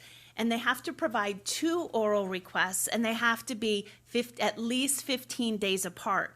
And then in addition to that, they actually have a form that they have, required form that's in law, that they have to fill out and provide to the provider. So all of that has to be followed. And that's kind of their role, their requirements, and then they have to complete that form. There's also then the requirements for the attending physician. So the attending physician will define that individual at the end of the presentation, but this is not solely all of the requirements, but just some of the highlights. So they actually have to make that determination of whether the individual actually has the capacity to make the medical decision. And that's very important. That's one of the main roles of that attending physician. They also, if there is any indication that there's a mental disorder, they actually have to refer that individual for a mental health specialist assessment. So that's one of the requirements that are in there. They also have to identify whether the individual has a terminal illness, and in the bill it also talks about that individual would probably have about 6 months left to live. And then whether the patient has voluntarily made the request, and one of the big things is to identify whether there's been any coercion by that individual, of somebody else for that individual making that decision. Okay, and then some more requirements of the attending physician. They have to ensure that the individual is making an informed decision. So there's actually requirements of what they have to discuss with the patient. So they have to discuss with the patient his or her medical diagnosis and prognosis, the potential risks associated with ingesting the requested aid and dying drug, the probable result of ingesting the aid and dying drug, and the possibility that he or she may choose to obtain the aid and dying drug but not take it, which, as Kim pointed out, that's a lot of the times what happens. The feasible alternatives or additional treatment options, including comfort care, hospice care, palliative care, and pain control. And then the attending physician has to refer that individual to a consulting physician for medical confirmation of the diagnosis and prognosis, and for a determination that the individual has the capacity to make medical decisions and has complied with the provisions. So it's not just the attending that has to follow rules, it's also the consulting physician. And then the attending physician has to confirm, like Kim, I think, just mentioned, that the qualified individual's request does not arise from coercion or undue influence by another person. So they have to discuss that aspect as well. So more requirements. They actually have to then also counsel the patient about having another person present when he or she ingests the aid and dying drug, not ingesting it in a public place. That's actually specifically laid out in the statute. That they also they encourage them to notify their next of kin, so they do have to tell them that they should notify their next of kin about the request. However, a person may decline that if they are unable to notify their next of kin. They can't have his request denied, his or her request denied for that reason. They also have to counsel them about participating in a hospice program. They have to actually talk about maintaining that aid and dying drug. I know that was a lot of the issue when this first came up, is what happens with the drugs that are left over if they don't take them. So they actually have to talk about safe and secure location, and then also disposal of those drugs if they're not used. And then they also have to inform the individual that he or she may withdraw their request for the aid and dying drug at any time, and also that they have to offer that again right before they actually prescribe the aid and dying drug through the process. They also have to then fulfill the record form completion, and we'll get into the required forms, but there's several forms that are there for the attending physician that they have to complete. And then they also have to discuss that, again, like I said, the offer of withdrawal. And there is a complete checklist that attending physician has to complete, and then they're required to submit several forms, not only to CDPH, but then there's a requirement for the forms that they have to maintain in that patient's medical record. And like Kim just said, when the purpose of them submitting forms to CDPH is kind of the collector of all that data. So they're actually required to report aggregate data. And so we'll have the same kind of statistics that Oregon and other states have in the future. And so they have to, once all that is completed and it's found out that this person is eligible to receive the aid and dying drugs, then the bill actually specifies in what ways those aid and dying drugs can be delivered to the patient. We get a lot of questions, and we'll go over it a little later, like what type of drug? Is that specified? It's not in the bill. And so, we don't plan on doing guidelines or anything on that, but the actual drug is not listed in this bill.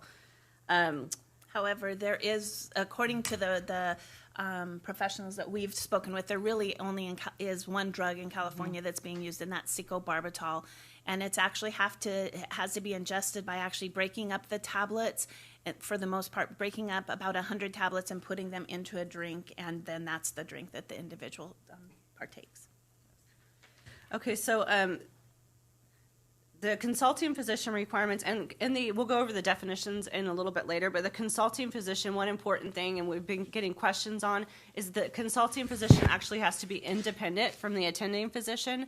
And so we've gotten some questions on what does the board consider independent, and what our take on that is they can't be within the same practice, working side by side. That doesn't mean if two physicians work in Kaiser that one can't be the attending and the other one can't be the consulting, but they can't be working in the same practice together.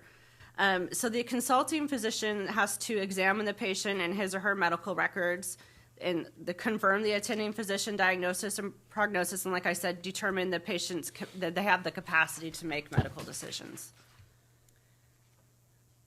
And going on for that consulting physician, they also have the requirement that if they believe that there's any type of mental disorder, they do have to refer that individual to a mental health specialist. And then they, in addition to the attending physician, have several forms and documentation that they must complete.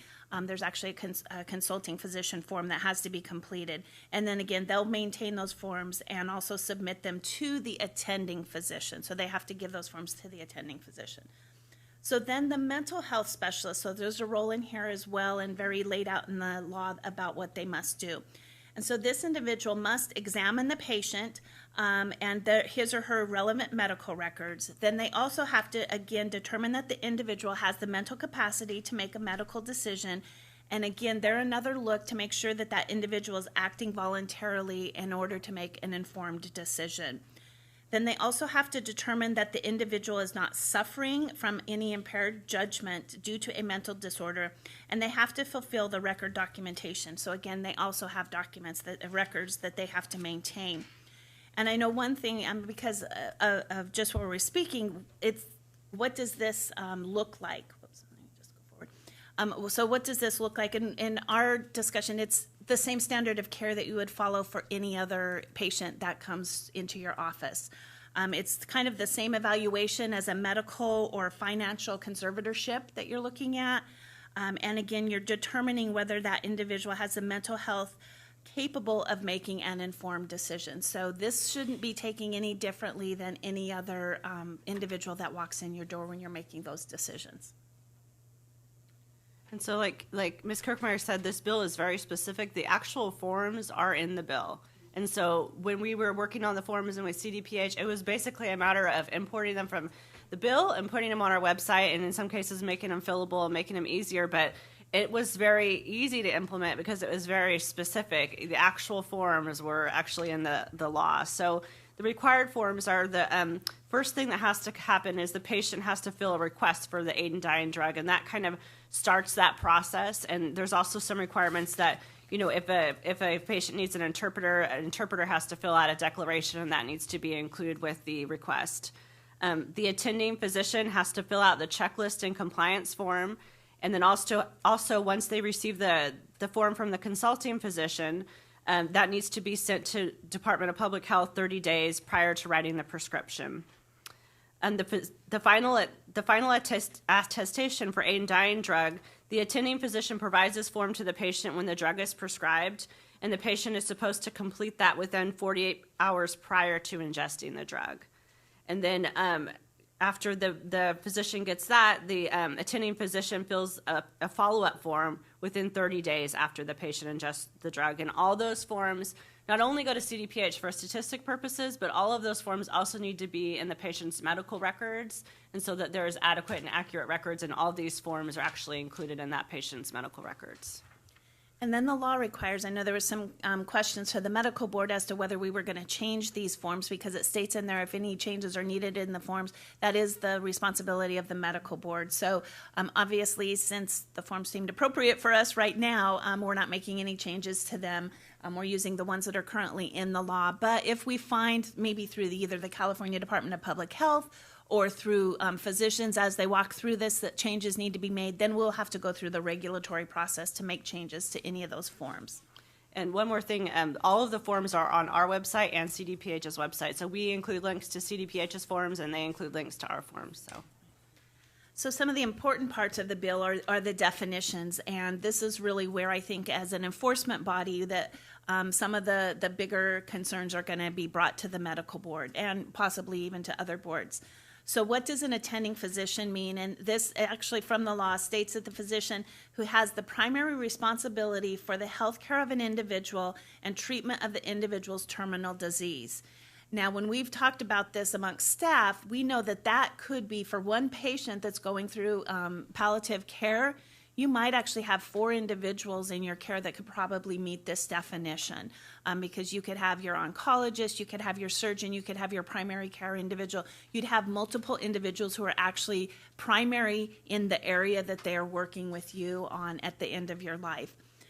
Consulting physician, this is an individual, as Ms. Simo said, about that is independent from the attending physician and who's qualified by specialty or experience to make a professional diagnosis and prognosis regarding an individual's terminal disease. And again, that the independent clause is the one that we've gotten the most questions on. Am I doing all these? Okay, all right, that's you. Okay, back to me. Just gonna keep on going. A mental health specialist is defined as a psychiatrist or a licensed psychologist. A mental health specialist assessment is defined as one or more consultations between an individual and a mental health specialist for the purpose of determining that the individual has the capacity to make medical decisions as not suffering from impaired judgment due to a mental disorder. And so, like as Kim said, that probably the same as what's in your standard of care now.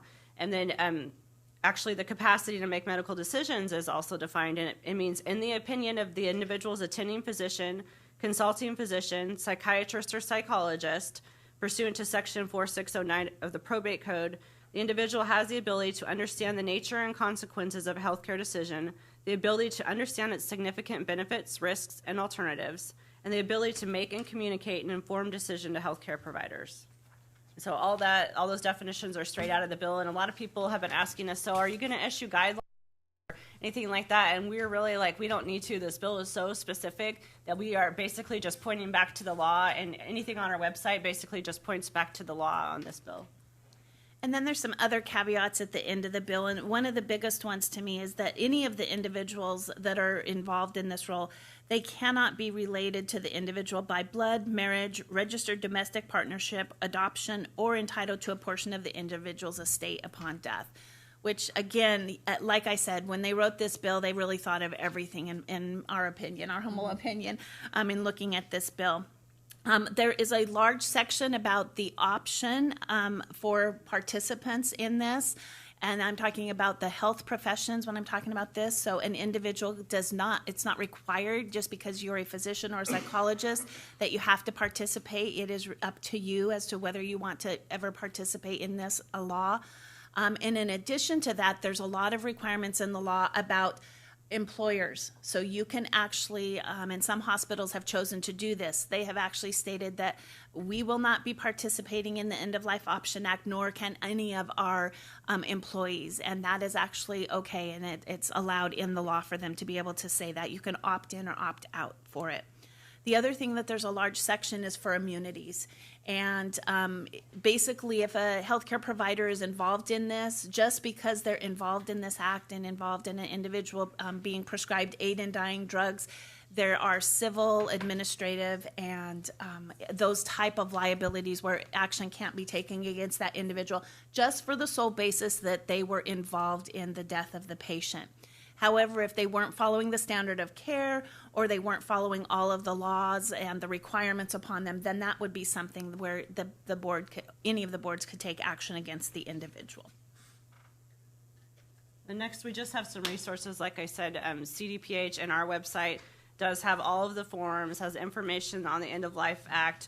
We actually have a phone number on our website, which is basically the only phone number out there for a state agency right now, and you get to talk to Kim or I if you call the phone number. So that's lucky or unlucky. I'm not sure. And then the other thing that's on our webpage is we do have the presentation that we just heard from Dr. Grube, which actually was really good because he really also talked about a lot of their experience, what kind of complaints they received, different items. For the most part, all of their complaints went back to the record keeping. They didn't fill out the records appropriately. And then we also have just some of the other questions we received. We've gotten for the most part, and we haven't got a lot, but for the most part, it's just, how do I start this process? So we've had patients call, how do I start this process? And we've had doctors call, what do I have to do? And so we really are directing those individuals, because if you just sit down and read through the law, it's very clear what you have to do and what you can do and what is required of you. And so we really tell them, go back, read the section. Then if you have any questions, please feel free to contact us and we'll walk you through those items. But for the most part right now, I think it's just kind of a learning process as to what that means. And with that, do you have any questions of us? I do. So if I'm understanding you right, the oral and written request, it has to be oral and written, the request from the patient. What if, because of the patient's illness, like maybe the person has ALS or something, I mean, that's just what came to mind, they're unable to write or maybe even speak? What happens there? Is that no discretion, no leeway? So we haven't run into that yet, but I know as far as, and I'm going to circle your question actually. For the most part, what has been stated about whether they can ingest the drug, they actually have to be the one who's actually taking the drug. So they have to be physically capable enough to be the one like sucking through the straw. Somebody else could hold the cup, but they can't have the drug given to them. So in regards to the forms, without our attorney here, I probably won't be able to 100% answer that question, but in our opinion, you'd actually have to be able to meet the requirements of the law. And individuals have to be able to communicate. It might not be an oral request to them, might be even something where however they communicate with an individual, it might be able to be provided in that manner. The writing's going to be a little bit difficult because they do have to complete that form that's there for them. And I think that's one of the concerns everybody's had in the specificity of the law. And then again, just to follow up, because, I mean, you spoke to something else, so they have to ingest it themselves, and it has to be by ingestion? Well, we did get a question about this that I talked to our attorney about. So someone asked me if they have a feeding tube, as long as they can place it in the feeding tube themselves, but they have to make that act of either putting it in the feeding tube or giving it to themselves. It can't be someone else that does that for them. And So pushing the plunger. That's Yeah. right. That was They the have other to be thing. able Yeah, to push push it. the plunger, right. Okay. Yeah. Thank you. I have a question. I don't know if it's come up. I believe there was an article in the Sacramento Bee in the last couple of weeks about this particular law, and one of the examples in that article was informative and touching in many different ways. Included there was the description that, or information that the drug itself could cost about $3,000. And I'm not sure, but I think it may not be covered by all healthcare plans. What about people that don't have much money and don't have coverage but want to die? Has that come up as something that's been looked at? It hasn't, and actually it wouldn't be within unfortunately, it wouldn't be within our jurisdiction to be able to do that. But I remember when, just anecdotally, when that first came out, there was there were articles that talked about how as soon as the law passed in California, the prices went up. So that $3,000 today might not have been $3,000 prior to June 9th. So unfortunately, that's society, I think. Yeah, one other thing that does come up that I didn't talk about was the definition of attending physician. Because what's going to happen probably in several of the instances if you have an individual who wants to do the aid in dying process and their physician, either due to their employer or due to, their own beliefs, will not participate in that. And so there is that referral to another individual. As long as that other individual meets the definition of the attending physician and follows all of the requirements, that individual is then going to be okay to do that. And I think you will have that where individuals are going to have to be referring them to other individuals that can meet that. And again, the second step is you don't only have that attending physician, you have to have another consulting physician that weighs in on the issues. So it's just not one individual acting solely on their own. Are there any other questions from the board? I just have a little comment. I mean, I appreciate the thoroughness, actually, of the legislature and thinking about this, because obviously it's a big law. I mean, it's a big step. And some of these questions or some of these issues, I guess, that we don't have answers for, or that people really haven't called about yet. I'm hopeful that over time, you know, That we can things do will it like a happen, FAQ and we yes, can, yes, exactly. yeah. And as these questions come up, these are good things for us to be putting on a FAQ on our website, Yeah. and we'll definitely be doing that. We've been careful to make sure that we stick specifically with the law, like the attending physician question came up. That's one of the biggest ones, and we keep going back to, it's very clearly laid out. But you're right, the one about the person not being able to speak, that's a question that we'll, you know, definitely have to talk to legal counsel and see their opinion. Thanks.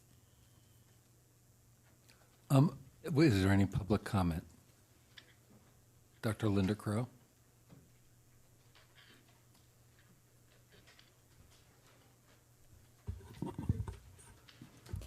Dr. Joe Linder Crum, the CEO at the California Psychological Association. So I want to thank you for your presentation and the information. I think CPA worked very hard, actually, on the front end of this bill to make sure that licensed psychologists were included as mental health specialists. When the original language was presented, they were not. And so we worked very hard on that. I want to ask one question about part of your comment, because our Director of Professional Affairs is here also, Dr. Winkleman. I believe that I heard you say that a psychologist who may choose to participate and do a competency evaluation doesn't need to have any particular skills other than their normal skills as a psychologist. Is that what, am I right? There's that no I heard you? requirement in the statute at all. Right, there's no requirement in the statute. So I just wanted to let the board know that to date, we have sent guidance out to our members.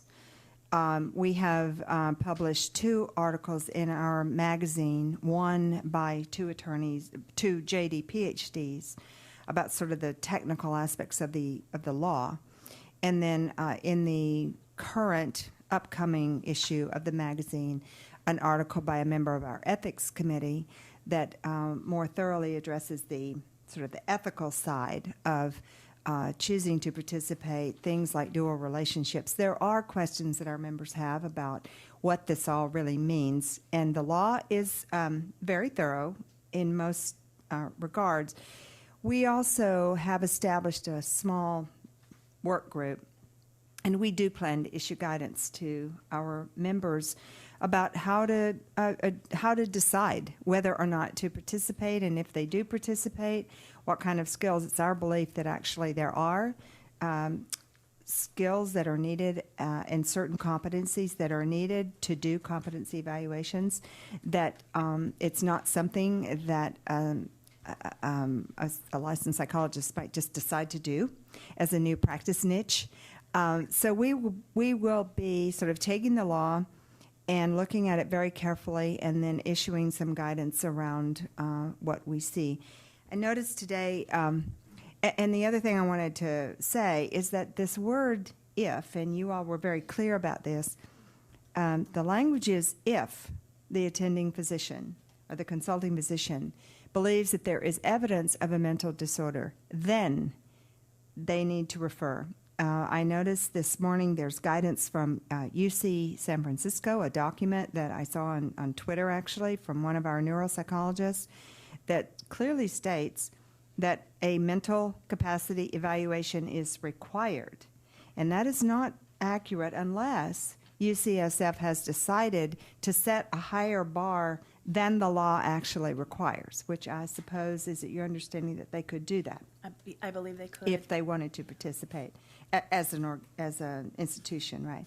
So I think there are a lot of nuances to the law, and for licensed psychologists, we want to be sure that they are considering all of the different things before they themselves decide. For example, we know that people have already asked, well, what if I have a current patient, that wants me to be their mental health specialist? we believe that's a dual relationship and not a good idea. But the law does not say that. So I think we agree that the law is good as far as it goes, but it's such a serious undertaking that we do plan on trying to help our members think this through and make decisions about whether or not they want to participate. And if so, what are the ethical considerations they need to consider, as well as any risk, and we know that there's not supposed to be a risk for either participating or not participating. But I just wanted to let the board know, and again, thank you for all the resources. Our work group will definitely look at all of those resources that you have and base our work on that, and then hopefully be able to just expand it a bit so that we can offer clarity. And just to add to what Dr. Linda Crow was saying, I think there are serious issues here as to multiple relationships and serious issues as to competency to evaluate in this situation. There are a variety of competency standards in the state of California that relate to a variety of different things. And this is a very specific competency standard that I think someone would have to be qualified to form a professional opinion on. Dr. Phillips, can I just add on to that too? Because that's one thing I was going to say, just to clarify. Just like I wouldn't want maybe an untrained OB-GYN doing neurosurgery, even though we license one license that covers every type of medicine, neither would you want an individual performing something that goes beyond their skill and training that they have competency in. That there's an important distinction between the scope of our license and the scope of what we're competent to do within that license. Yes. Right. So can I just say, yeah, I want to thank CPA for their work on this, and helping get psychologists included, because I do think that psychologists are the only other person a group besides psychiatrists who are capable of making that. And I do want to address the issue about if there's any mental health issue, because at UC Davis, they're also working on their requirements, and I think they'll end up looking like UCSF's, that it will be a required part of the decision, will be an evaluation because, well, for obvious reasons. So that's just a little extra thing I'd like to put in there. So. And certainly for the benefit of medical practitioners, I would think that erring on the side of making sure that there is psychological competence to make this decision would be an essential part of the process.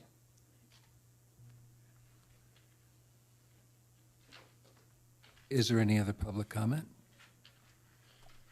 Well, thank you so much for coming in and helping us to begin to understand a major shift in the law, and an important one, and I think one that many of us think is necessary given the circumstances that people face in life. And it appears that it's being handled in a very thoughtful way, and we appreciate the light that you're able to shed on it. So thank you for having us again.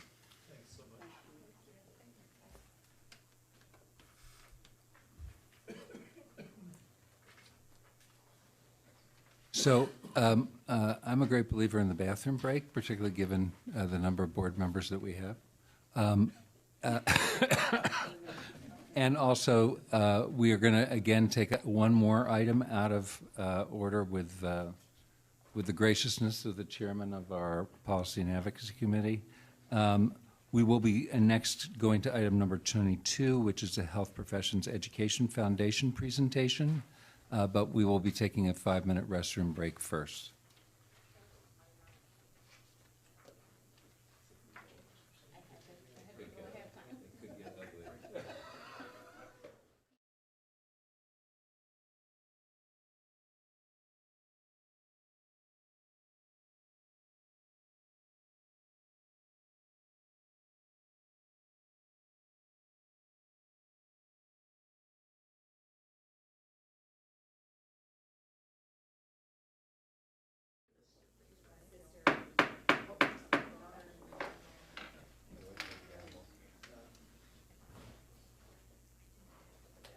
just do those cards? Oh, here they are.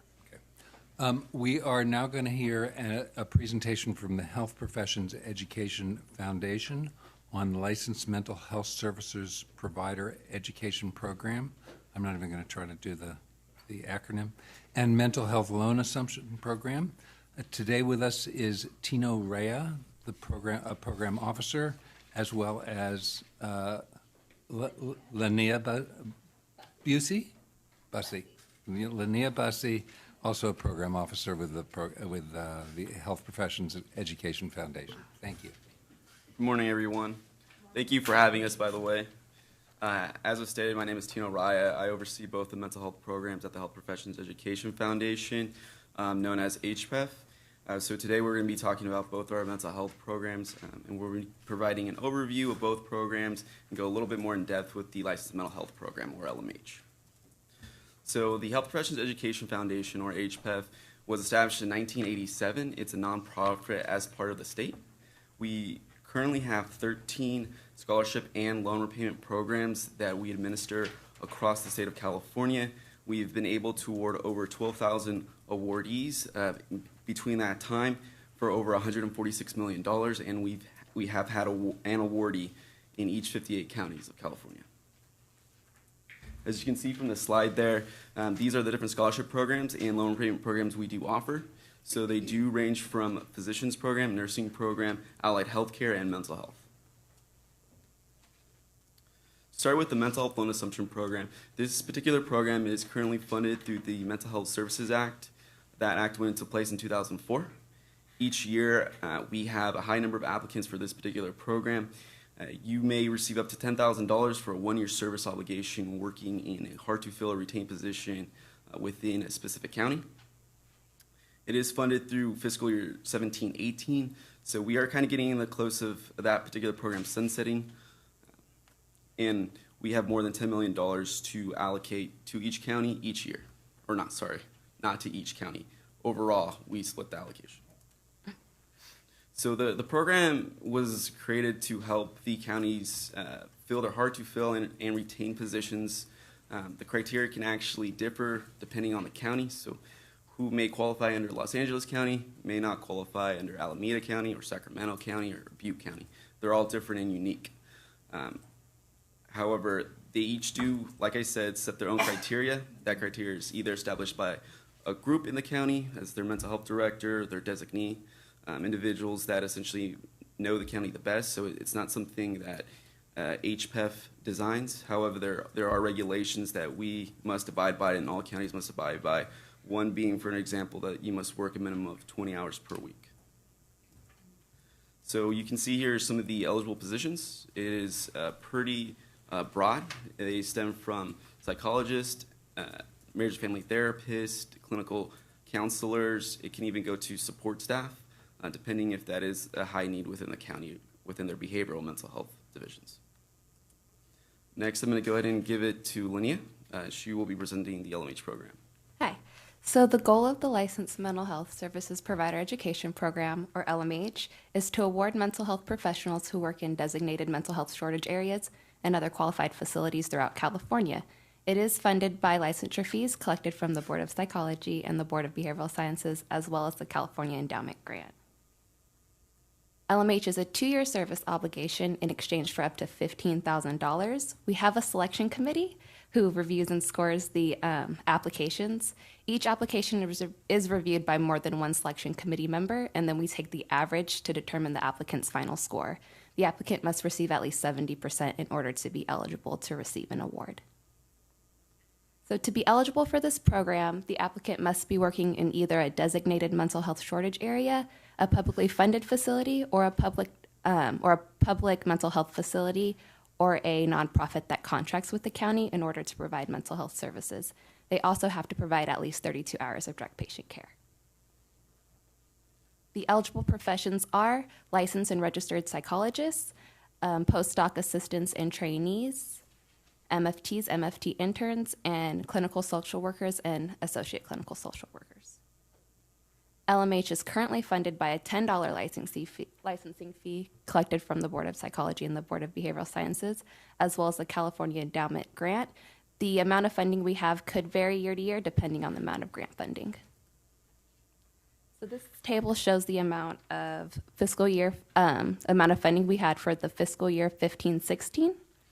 As you can see, we were able to award $64,503 to psychologists, and we were able to spend all of the available funding that we had. So the next table shows the amount of awards we were able to provide. So we were able to provide 76 awards to psychologists specifically, and we were able to award applicants from 54 of the counties, allowing us to reach 97% of California. Our application cycle is currently open for those of you who are interested in applying. You have to create a username and password on CalReach. This application also requires an employment verification form signed by the supervisor or an HR personnel, a lender statement, and 2 letters of recommendation. The MLAP application requires the same documents except for the letters of recommendation. And we are also looking allowing applications for selection committee members. So if anyone's interested in reviewing and scoring, I'd be more than happy to provide that to you. Our contact information is on the last slide. Does anyone have any questions? I do. Thanks for, I'm glad y'all are here, and I'm glad y'all are doing this. I'm glad we have this program. So you said, was it last year, $64,000 for psychologists? Yeah. And 76 psychologists were able to benefit from that? So from LMH specifically, we awarded 10 psychologists, but from both of our programs, it was 76 psychologists that were awarded.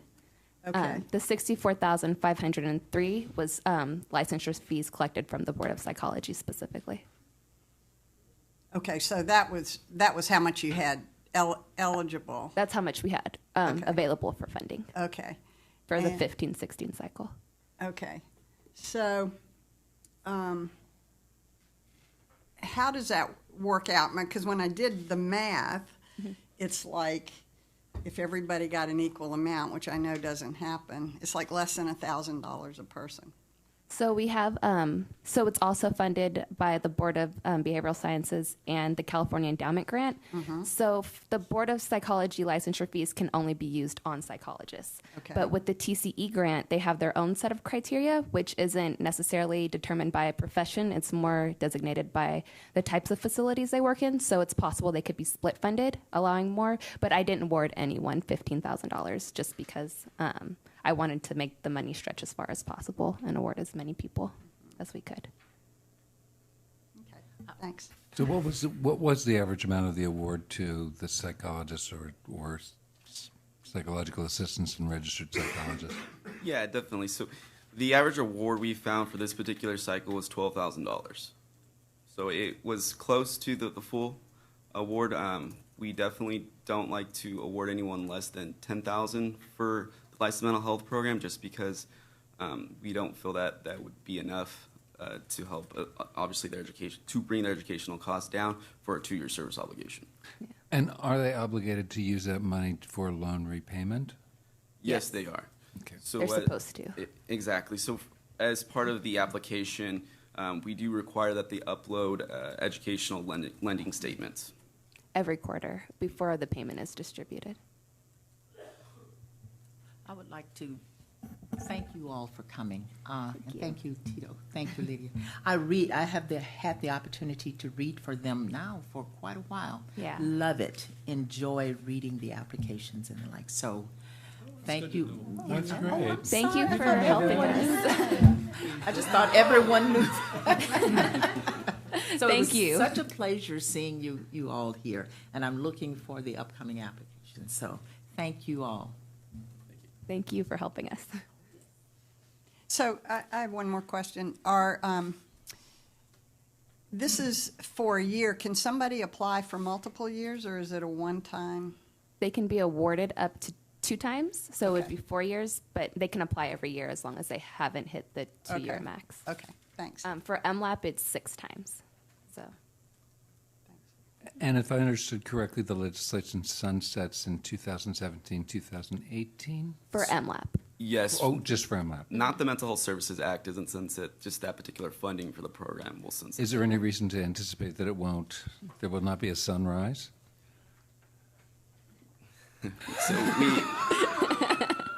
There have been some talks, however, nothing formally has been set forth to continue the program past that fiscal year. Okay. And also the TCE grant is sunsetting in July of 2017 as well. And that one does directly impact LMH. I think. I guess, should we say sunset, the grant ends? Because I think sunset we use for different language for policy, but Yeah, so the grant funding comes will to an end, in July of 2017. So then we would just have the Board of Psychology's licensure fees and the Board of Behavioral Sciences at that point.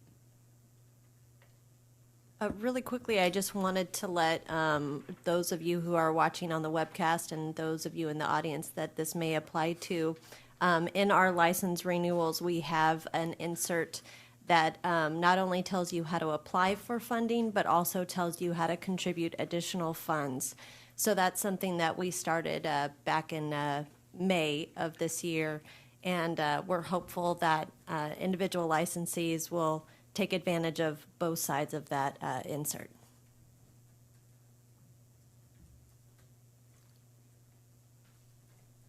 As I see no further questions from the board, are there any comments from the public?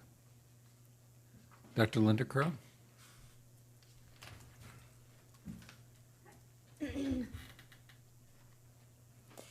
Dr. Joe Linder Crow, the CEO of the California Psychological Association, thank you for this information.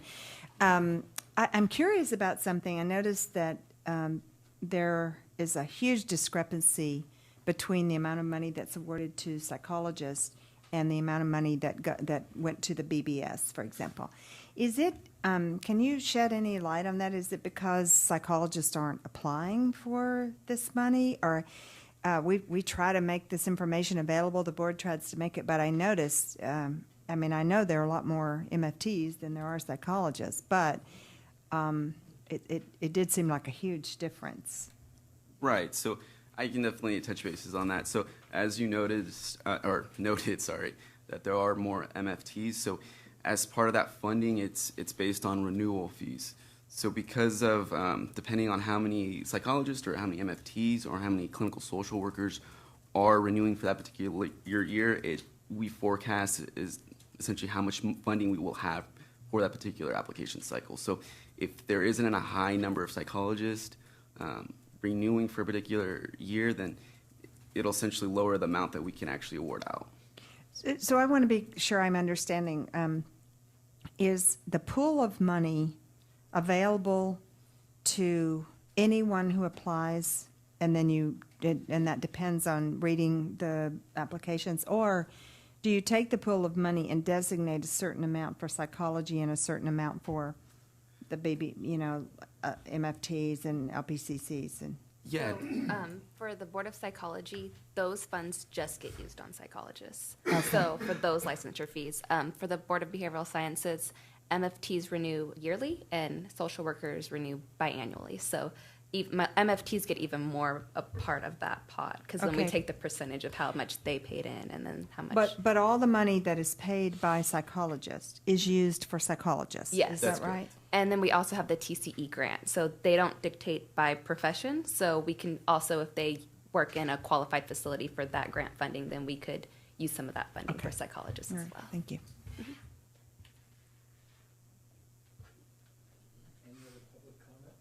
Any other public comment or questions? Well, thank you very much for coming today and presenting. We appreciate the information and look forward to hearing from you again in the future. Thank you for having us. Thank you.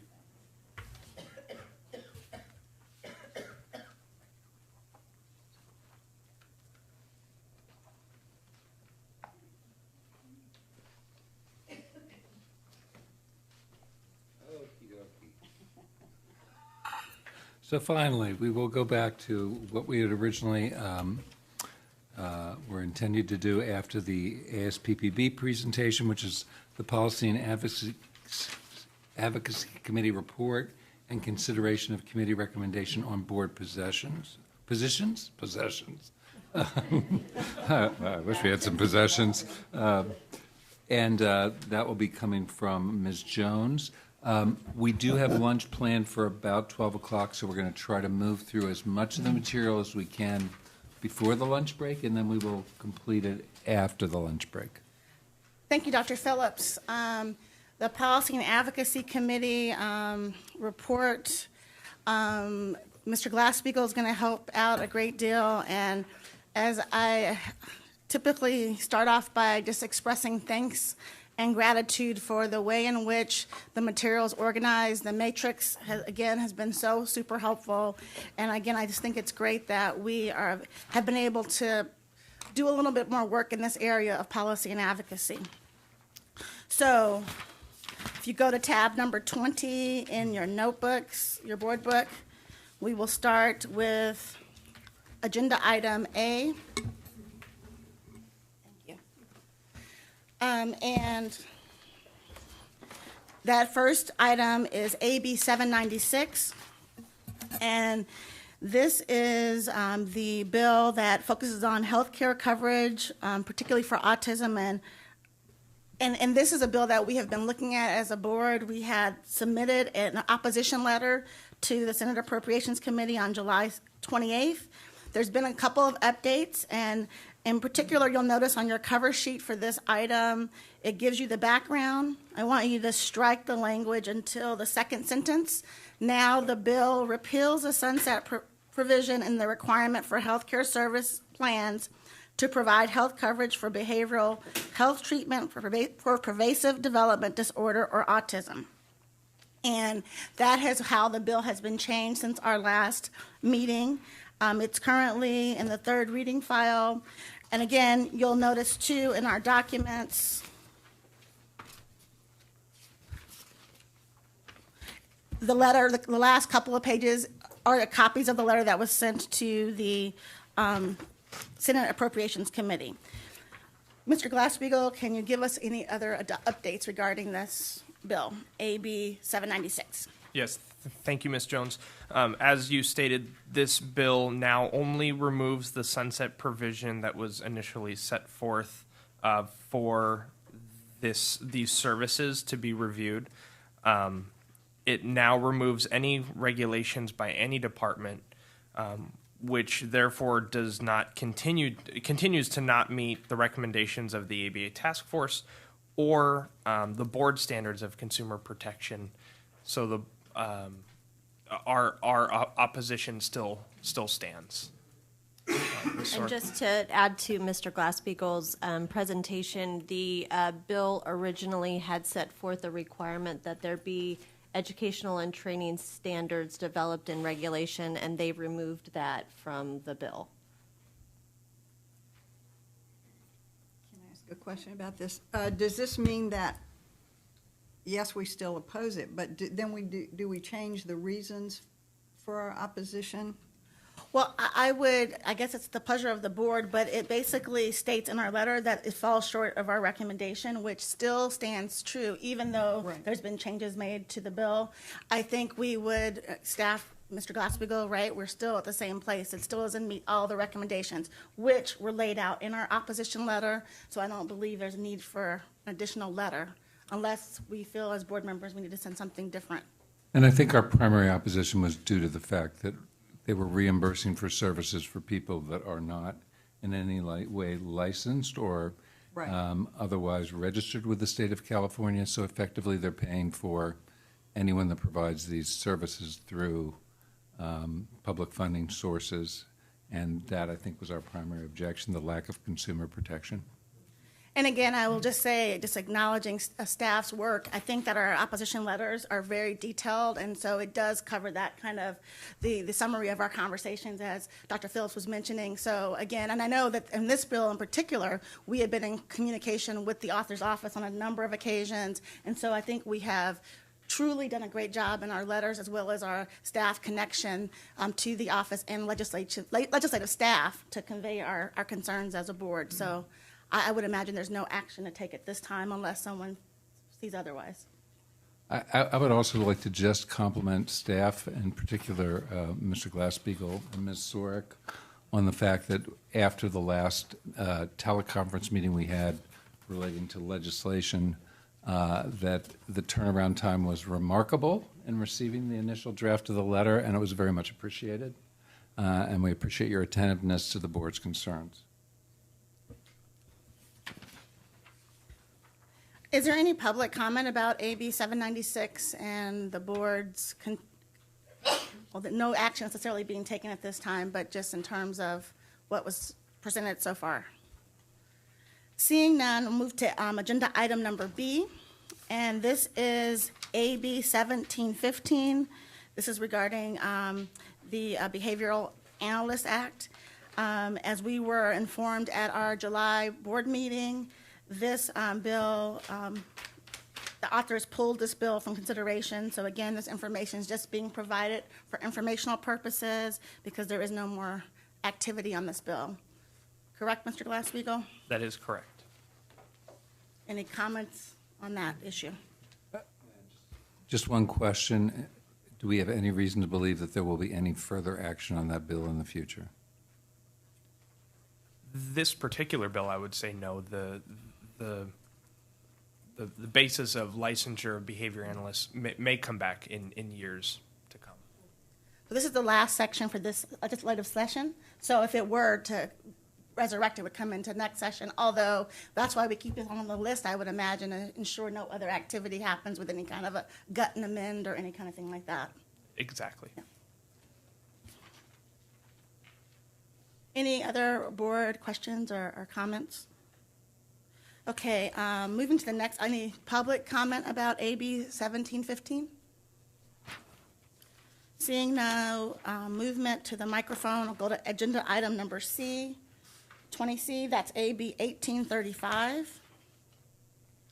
And this was a bill that would add additional accreditation exemption criteria to the Bureau for Private Post-Secondary Education Act for psychoanalytical degree granting institutions. Since our last board meeting, this has now been enrolled as of the 18th, yesterday. Correct. Any other updates, Mr. Glass-Steagall? No other updates. In your packet is the analysis of 1835, the language, and the Senate floor analysis of AB 1835. And so what happens next is it basically goes to the governor? Yes, it would go to the governor. Correct. Did you have a question, Ms.? No, I'm just asking, I didn't hear what you said, the update on the bill was, so I just Oh, And just for the benefit of people that might be watching this website or the web presentation, or might be here in the audience, actually psychoanalytic training is regulated under the medical licensing laws, not under the psychology licensing laws. But it is obviously an area of concern to us, as many psychologists are psychoanalysts as well. thank you, Dr. Phillips. And also, I was starting to say, in terms of the next process, what happens next to the bill, Mr. Glass-Steagall?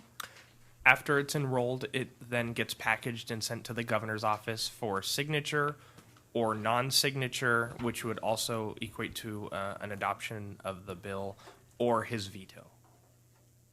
So as Dr. Phillips explained, this is one of the reasons we are tracking this legislation, but this is the update since our last meeting. So it really is for informational purposes, and there's no action needed at this point in time. But any other board comments or clarification that we can make to folks that are watching? Okay, any public comment about that bill? Seeing none, let's move to item number 20D, and that's AB 2017. And this is apropos, given our the presentation we just heard. This basically is about providing a grant program for mental health services. There's been a lot of changes in this recently, so I'm going to turn it over to Mr. Glass-Steagall, who's a little bit more up to speed on all the changes. Thank you, Ms. Jones. Yes, this bill establishes the College Mental Health Services Trust Account, and it would make monies in the account available to the Department of Healthcare Services for purposes of creating a grant program for public community colleges and universities to improve access to mental health services on campus bill would require campuses that have been awarded grants to report annually on the use of grant funds and to post that information on their website. The bill would also require the Department of Healthcare Services to submit a report to the legislature evaluating the impact of the program. The change to this language removes the dollar amount that was previously added after the last amendment. So $40 million was previously amended into the bill. That has now been removed out of the bill. As of the 16th of this month, it is at the third reading of the Senate floor, and this is for informational purposes only. As a board, we took a position of support at our May board meeting. Yes, I apologize. Okay. So again, I think we had a little bit of a discussion at our July meeting that there had been an amount inserted into the bill, and again, as Mr. Glass-Steagall has mentioned, it's been taken out. So I don't know if anyone has any comments or questions for staff regarding this one. Sure, Dr. Erickson. General question, why was it amended out? I don't know. I saw the amendments this morning, and I have the same questions. Oh, okay. And so in essence, basically, we had approved it without an amount in it, so it doesn't change necessarily our position as a board, but I think it is an interesting question for us to look at. So if you hear any information, as you continue to give us such great updates in between meetings, that would be great to include. Yeah, I can reach out and find out. Ms. Sork, were you going to add something?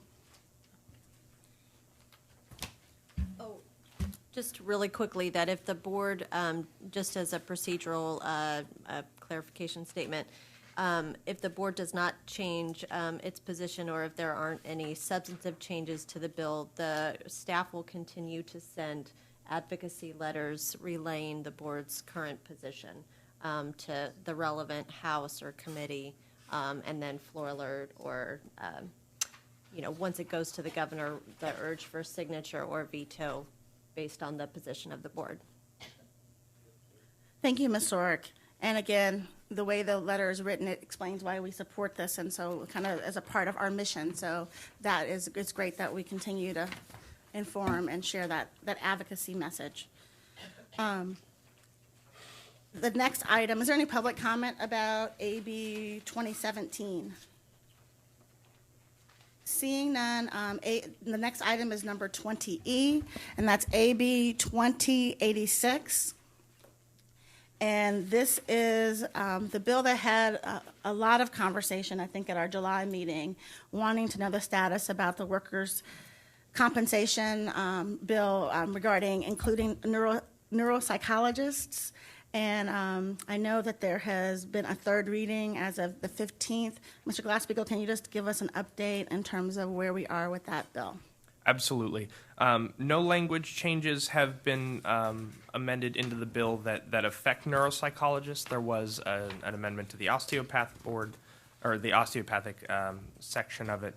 But since the amendments that we requested have not been made, the board may want to discuss the current position and whether to change the current position that we have on the bill, which is a supportive amended position. Thank you. And I know that at the last meeting in person, although I think we also had some conversation at the July meeting also with the CPA staff members about, ensuring that we submitted the language proposed amendments for the bill. I know that there was some conversation, so do board members have any comments on that? And I guess at the same time, I'll open up to public comment, because I think that given that we heard from our CPA staff members, it might be great to hear from them as well. But we'll start off with the board members.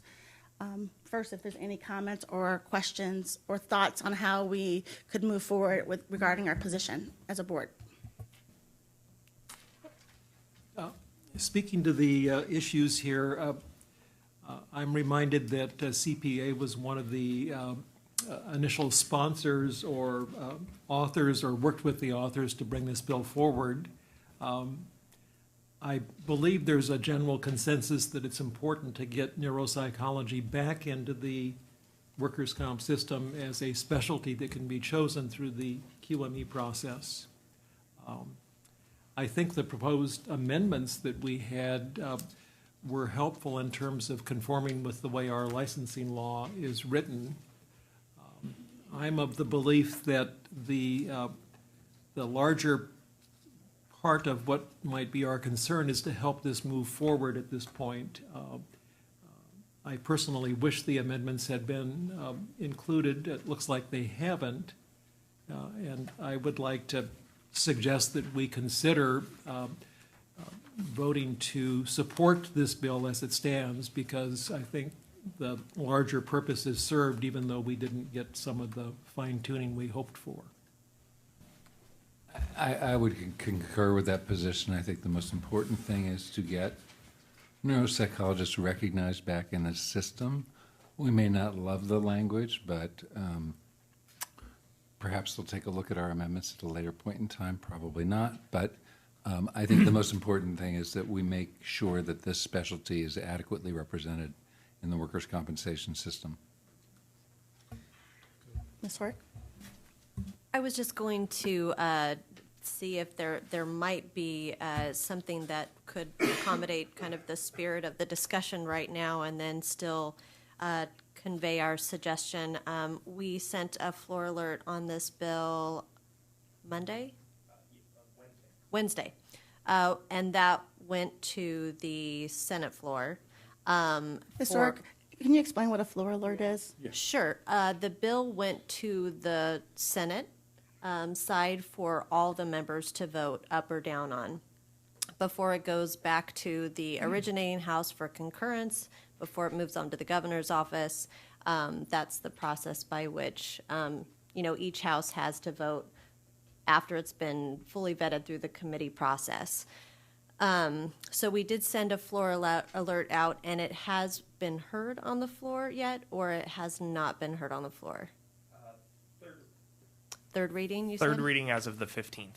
Okay, so I think looking at the legislative calendar, they have until the end of August to hear that bill on the floor. So just timing-wise and procedurally, the alert was sent out, so that is there. The next step would be that it would go to originating house for concurrence. One thing the board might want to consider is changing perhaps the spirit of the position to a full support.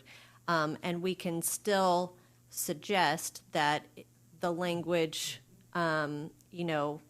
be considered as suggested to be amended as we had discussed at the May meeting. So we could still change the position, still reflect the language we feel would be fair, and that might get to what you would like to accomplish as a board. I just wanted to throw that out for consideration. That's really helpful. I like that because, as the two of you have said, Dr. Phillips and Dr. Erickson, I think the most important part here is getting neuropsychologists back on this panel. It's an issue of public protection. It's an issue of getting treatment in a timely manner or assessment in a timely manner. Those are the big issues here. So I like that we can support it, fully support it, but still there's a possibility to still offer these suggestions, amendments. They're not substantive in that sense. So thanks. Dr. Phillips? That seems appropriate to me as well. I'm still not sure what the words floor alert means, though. Do we send an alert to every member of that particular chamber saying that this is what we're concerned about, or? So I can speak to that if I may. That'd be great. Every bill that we have a position on, I took the position letter and abbreviated it if necessary, or took the actual language, changed the formatting a little bit to be more of a memo style. It says floor alert on the top of it. And then on Wednesday morning, I printed enough copies for the entire Assembly and Senate, and I went to the Capitol and I walked around all 6 floors of the Capitol and dropped the letters in every person's inbox that the door was unlocked for. So there's 80 members of one and 40 of the other, and there was only a few that were locked, so I did that. Do you wear a Fitbit? I should have. You would have gotten your steps in. I did, yeah. I hope that's more clarity on the floor alerts. Thank you very much. Thank you, Mr. Glass-Steagall. Any other board comments? And I think that was kind of the direction our conversation was going at our July meeting, to get to the spirit, as Ms. Sorek mentioned, about saying support and then still identify what our proposed amendments would be. Seeing no other board members speaking, I want to open it to public comment, because I know, again, we definitely made sure that CPA had an opportunity to report to us at the board meeting. So is there any public comment? Please come forward to the microphone.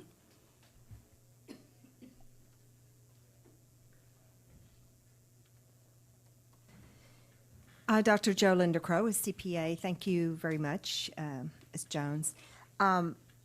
I very much appreciate the board's discussion about this. As you know, as Dr. Erickson mentioned, CPA is a co-sponsor of this bill with CSIMS, and this is the second year for the bill to come forward. We do view it as a very important bill. We have had Amanda Levy, who is our Director of Government Affairs and our lobbyist, has been in extended and extensive conversations for now over a year about this bill.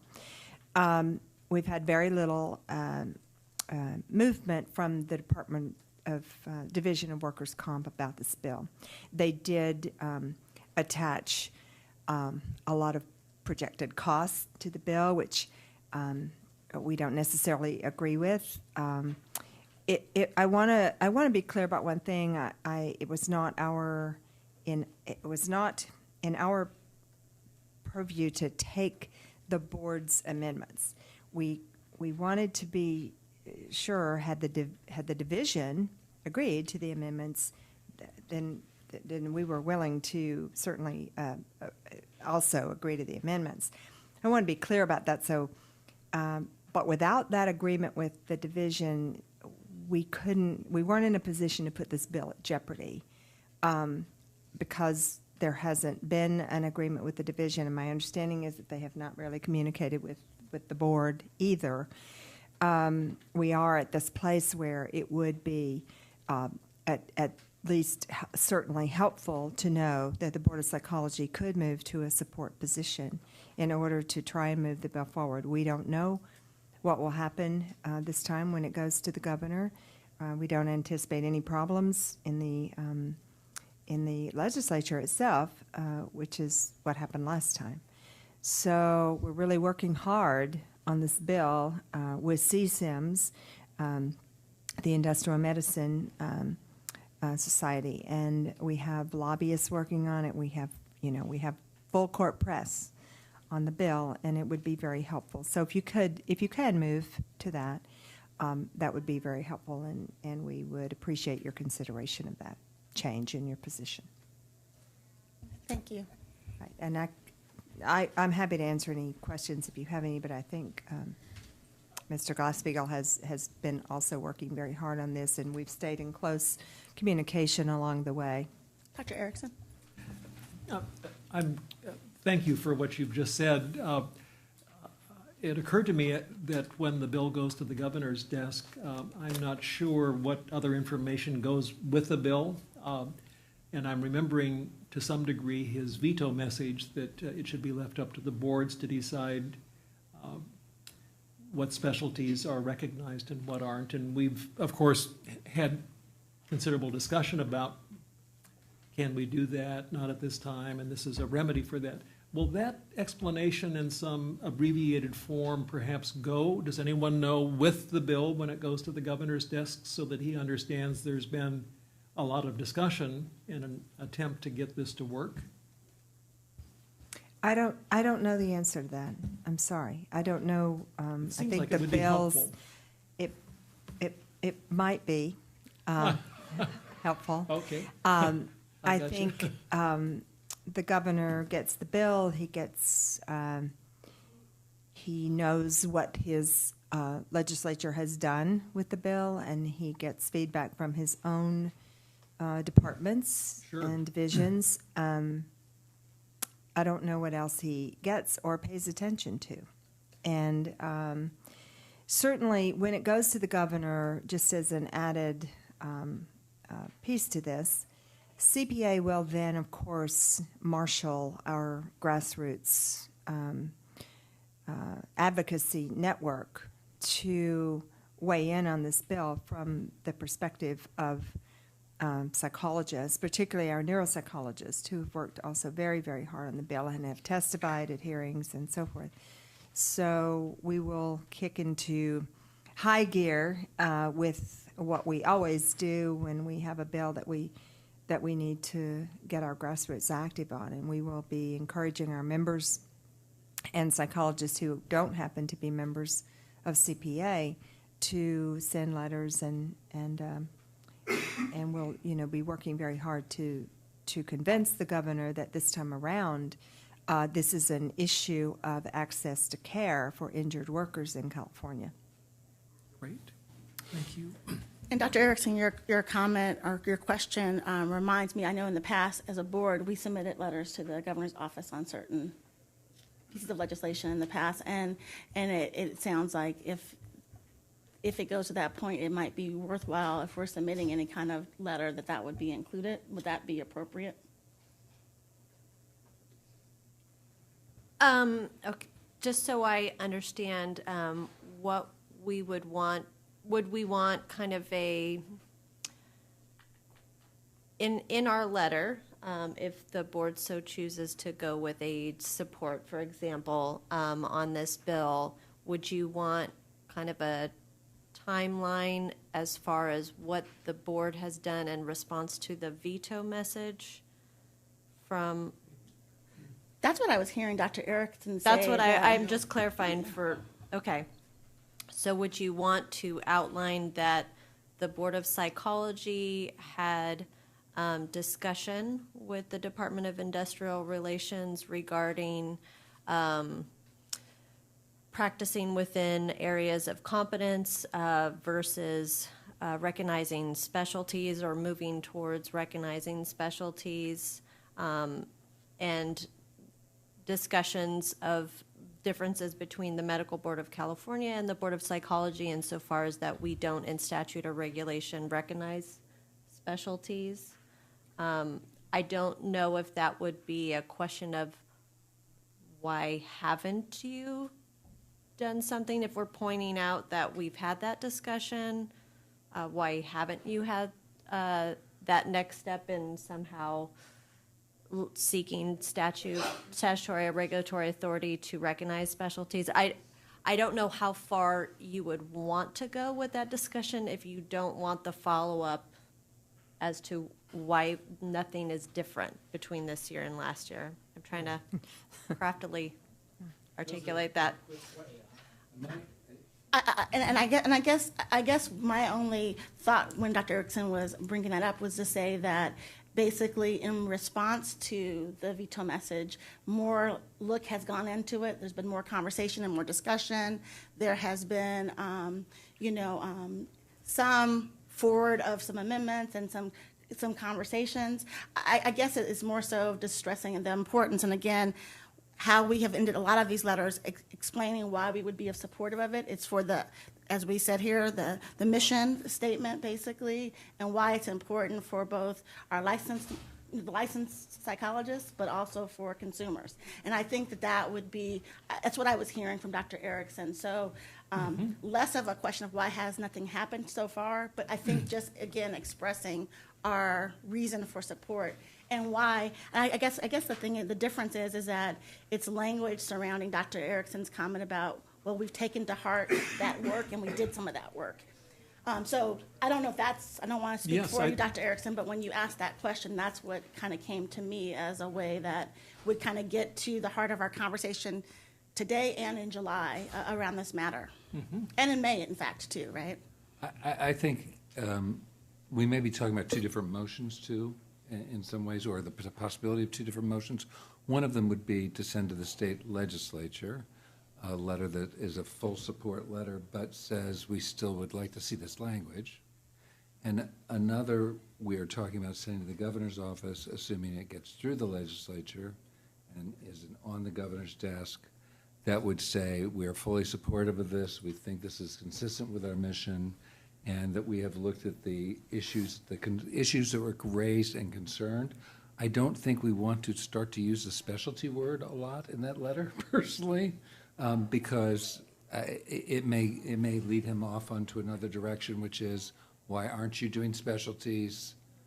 And that would require legislative change and regulatory change and all of those things, which would, I think, defeat the purpose of trying to get neuropsychologists back into the system. If I could just add one thing, I do believe that the conversation has evolved a bit from last year when the Division of Industrial Relations just was fairly convinced that the medical board recognizes specialties, when in reality, the medical board actually doesn't do that.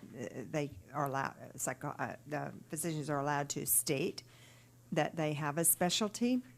But I think the conversation, we hope, has evolved since then. There's better understanding, we hope, at the department and the division level about the nuanced, the nuances around that particular issue.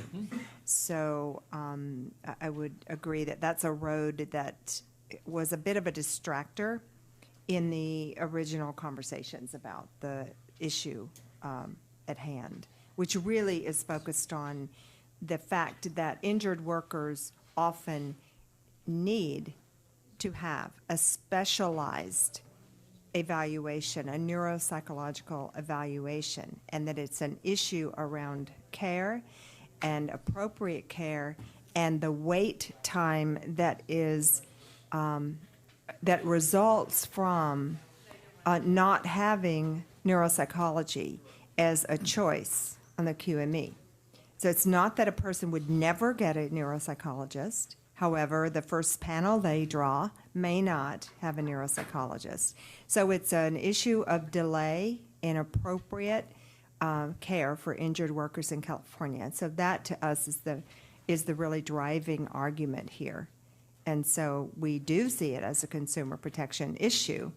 In addition to, of course, our interest in making sure that neuropsychology is recognized, but first and foremost as a consumer protection issue so that injured workers get the care they need.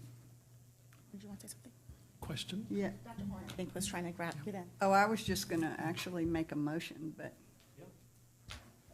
if you. Very quick question. Do we know if DWC is in support of the bill? The WC? I said it too quickly. The Division of Workers' Comp. No. We don't know?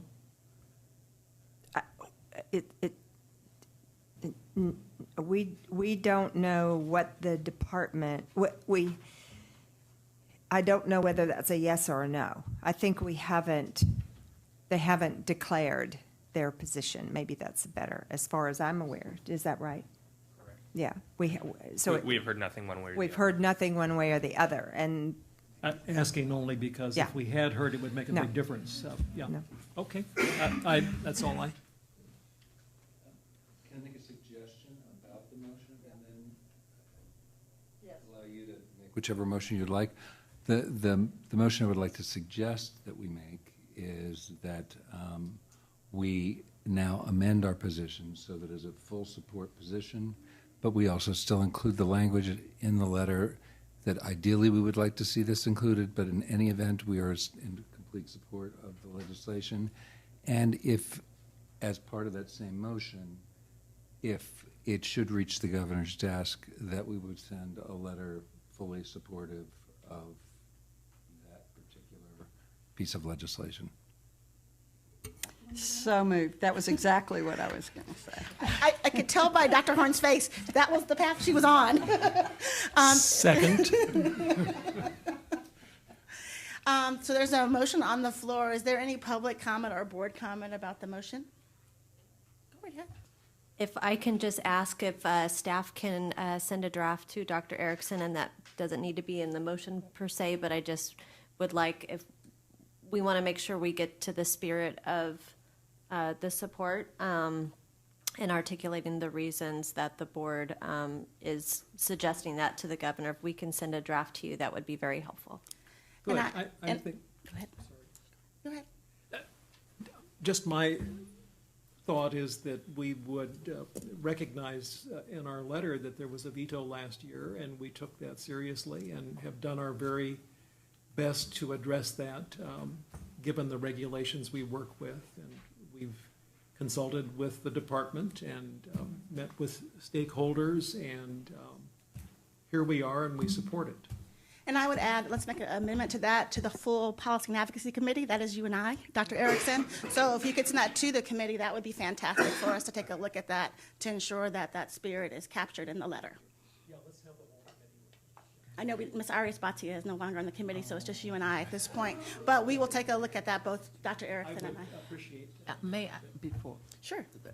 I particularly liked what Dr. Joe Linda Crow said in terms of getting at the heart of it about the delay in care, and that was just right on, exactly, succinct, and yeah. So if we could somehow make sure we capture that in there as well. That would be great. I see staff writing that down, so that would be fantastic. Is there any other comment about that motion on the floor to both support, to change our position to support, and to provide a letter that includes still our proposed amendments, as well as, should it reach the governor's desk, that we would send a letter of support, and that the Policy and Advocacy Committee would review that draft letter? So I guess, if I see no more conversation or questions, I guess, Mr. Glassbeagle, can you call the roll, because it's a motion on the floor? Absolutely. Akwe-Badu? Aye. Erickson? Aye. Horn? Aye. Jones? Aye. Phillips? Aye. Motion passes. And given the time that our president told us we would break for lunch, it's 12:09. So, Dr. Phillips, is this the right time to break, or should we continue on? The food is here already. Okay, then why don't we take a break from, it's now 12:10 till 1:10? I didn't do that with the microphone on, however, so why don't we take a break from 12:10 to 1:10 for lunch? Should we be reconvening at 1:10? I'm not going to use the gavel because I think I'm wearing that whole damn thing out.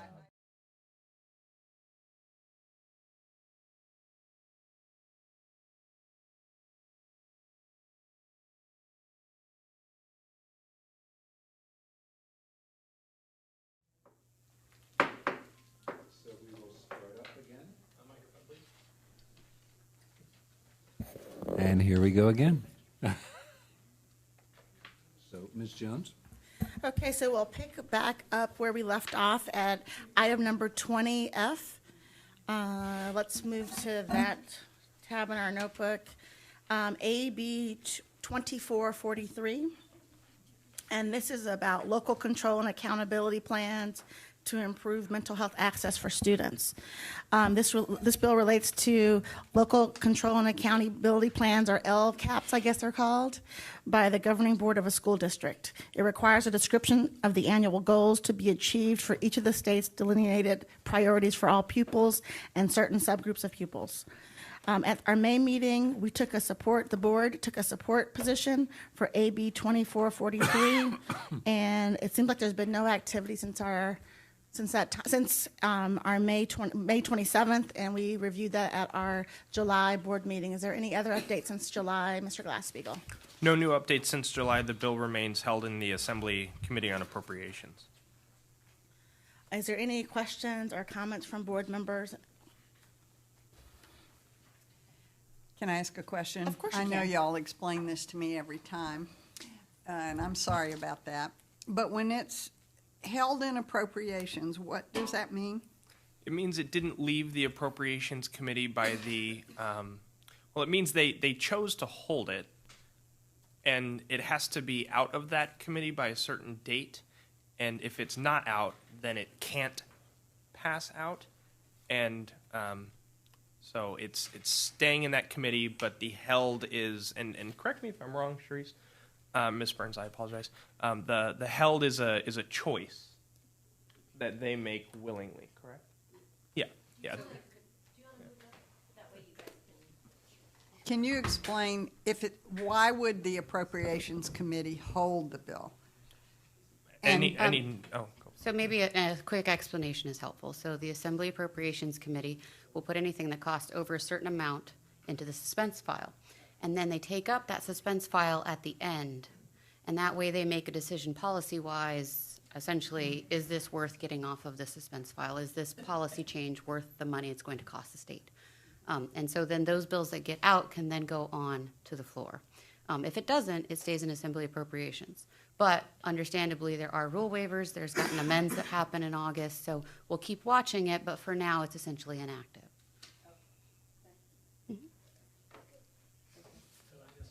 Of course, Dr. Erickson.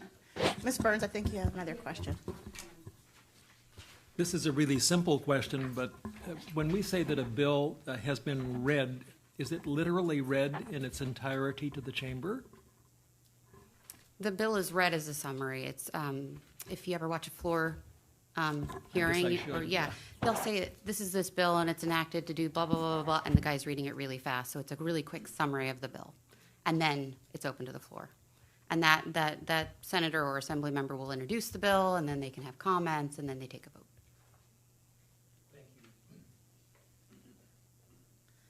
Thank you, Ms. Burns. Any other questions or comments from the board? Again, we took a position as a board at our May board meeting, and so at this time, this is just for informational purposes. As was mentioned by both Ms. Burns and Mr. Glass-Steagall, staff will continue to watch this bill. Any other questions, comments? Any public comment on AB 2443? Okay, hearing none, let's move to the next item. That would be 20G, AB 2507. And this is a bill related to telehealth access. This bill adds video and telephone communications to the definition of telehealth. It prohibits a healthcare provider from requiring the use of telehealth when a patient prefers in-person services and requires healthcare service plans and insurers to include coverage for services provided to a patient through telehealth. It prohibits an insurer from interfering with the provider-patient relationship based on telehealth services. This bill, this information is being presented for informational purposes. We took no action on this, and I guess it's still in the Assembly Committee on Appropriations, and it hasn't changed since we discussed this at our July meeting. Is that correct, Mr. Glass-Steagall? That is correct. It continues to be held in the Appropriations Committee. And if I recall correctly, the comment, I think the discussion we had, we didn't have any kind of action, of course, taken in July, otherwise it would be noted, was that given that we had our own psychology committee, that some of these items would be discussed at the committee, if I'm not mistaken. Right, Dr. Erickson? Yes, may I ask a... Of course you can. Yeah. That's right, and I was just talking with Ms. Sorick during the lunch break about the lack of clarity in whether telehealth services will be paid for or not. And in looking through this bill, I realized this bill would have ensured that, and I'm wondering if that, do we know why it's held up or why it was pulled back, or the definition was added for what is telehealth, that's good. But the part that I think may be critical for many providers is that it mandates payment at the same level, I think, as face-to-face service. So it seems like it would have big implications if it moves forward. Do we know why, anything more about why it's on hold? I don't know more about why it's on hold. I'm assuming it's related to the fiscality of it and how much it would cost to implement from some end, and I don't exactly know why. No. Thank you. Okay. Any other board comments or questions about AB 2507? Is there any public comment about AB 2507? Dr. Schaefer, if you could come forward to the mic, and any others that want to speak, we'll have public comment at the microphone all the way on the right-hand side.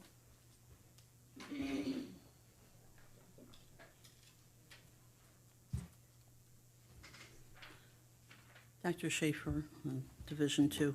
I have a private clinic, and I have contracts with all the various agencies that provide healthcare coverage. And to date, there's actually 3 of them that are now giving remuneration for phone therapy or telepsychology, telehealth, at the same rate as the code used. So they're giving remuneration for 90834, 90837, 907, not 90791, I don't think, but the others, 90847 and 46 and such. So this is a more recent change, and I don't think most people probably know about that, but I'm only sharing it because maybe it will inform some process that you're considering. Thank you, Dr. Schaefer. Is there any other public comment related to AB 2507? So I guess I'll ask the question, Dr. Erickson, I mean, given your question and hearing the comments from Dr. Schaefer, is there any other comments you'd like to have made, or is there any kind of action you're thinking we need to take as a board? I'm not sure that I have anything specific to recommend. I'm hoping that we continue to watch this bill, and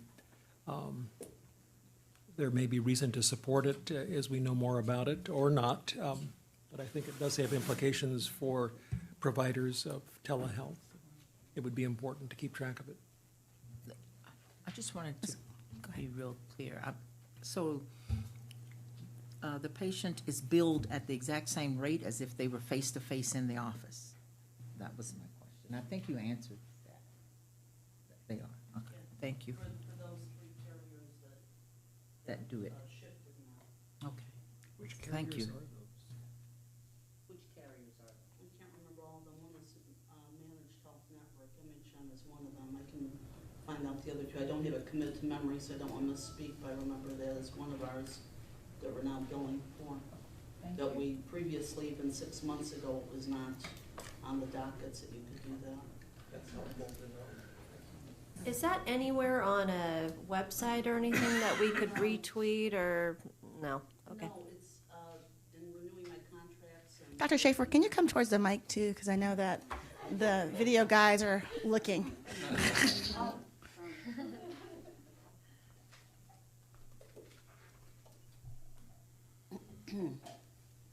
It's not on a website, but because I have many psychologists working for me, I have to kind of stay abreast of all their different clients and all through the staff I have. So in speaking to them about what could be, would they allow, because one patient wouldn't, and I came up, well, yes, we cover that. Well, that's nothing that we've received. Well, yes, we're doing it now. So then that led to me saying, call everyone, call all the contracts to see who else is doing this. And it turned out not all of them, but 3 of them, and they're all major carriers. Actually, it's Blue Shield is another one. I can't remember the other one. One of them, you do not have to call and just request it. It's automatic. The other 2 had a caveat on, tagged on that said, yes, we will cover it, but you first have to call and get just authorization saying that you're going to be doing this in addition to or in lieu of, and the reason stated, and then we cover it. So, as I said, 6 months ago, none of this was going on, so it's very quick, and that this has happened. It's nothing that we got through all the emails they send us, and we didn't see anything on the web, so kind of like a decoder ring is what it came up to, but I'll call the board or send you an email and tell you what the other carrier is, if that's helpful in any way. That would be great. Sure. Thank you. And again, thank you for coming to the mic, Dr. Schaefer. Thank you. And it sounds like with Dr. Erickson, in terms of the staff continuing to watch this bill, that is why it's in this packet. But it sounds like also that information would be really helpful for the telepsychology committee, in fact. Correct. So that's something too. And I feel like at our last board meeting, we talked about the fact that you all would be looking at this at the next telepsychology meeting as well, this particular bill, in fact, right? I thought. In looking at drafting the language that you guys are going to review today, we did consider the language from AB 2507. So we wanted to make sure that it was consistent, because at that time it was still an active bill. So we wanted to make sure it was consistent with the statutory framework, and then if there was anything we wanted to kind of clarify or also cover in our regulations, we would consider that as part of it. Thank you. And I think that'll be, after this committee report, that'll be the next item on the agenda. So is there any other comment about AB 2507 at this time? Okay, seeing none, we'll continue to watch it, and we'll hear what the Telepsychology Committee is recommending at the next item on the agenda. The next item for the Policy and Advocacy Committee report is on number 20H, that's AB 2859. And this is regarding the retired category of licensing. And this bill authorizes any of the boards under the Department of Consumer Affairs to establish by regulation a system for a retired category of license for persons who are not actively engaged in the practice of their profession or vacation. And as you might recall, some of this information got put into our sunset bill, but I know this is something we were watching as of 8/15, August 15th. The status was the third reading.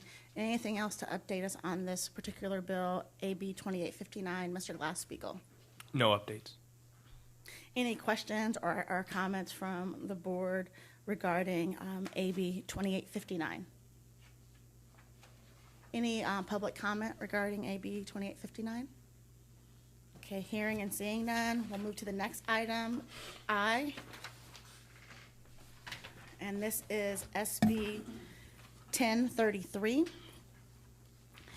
And this is regarding disclosure of probationary status. And this bill would require the Medical Board of California, the Osteopathic Medical Board of California, the California Board of Podiatric Medicine, the State Board of Chiropractic Examiners, the Naturopathic Medicine Committee, and the Acupuncture Board by July 1, 2018 to develop a standardized format for listing specified information related to the probation of a licensee and to provide that information to an inquiring member of the public. And at this time, this bill is in inactive status, correct, Mr. Glass-Steagall? Correct. So what the recommendation is that there's no action required at this time, and that staff will continue to watch to see if there's any changes before the end of the session. I'm sorry, Ms. Marks? I'm sorry, I wasn't clear if you had said it's in active status or it's inactive. Inactive. Inactive.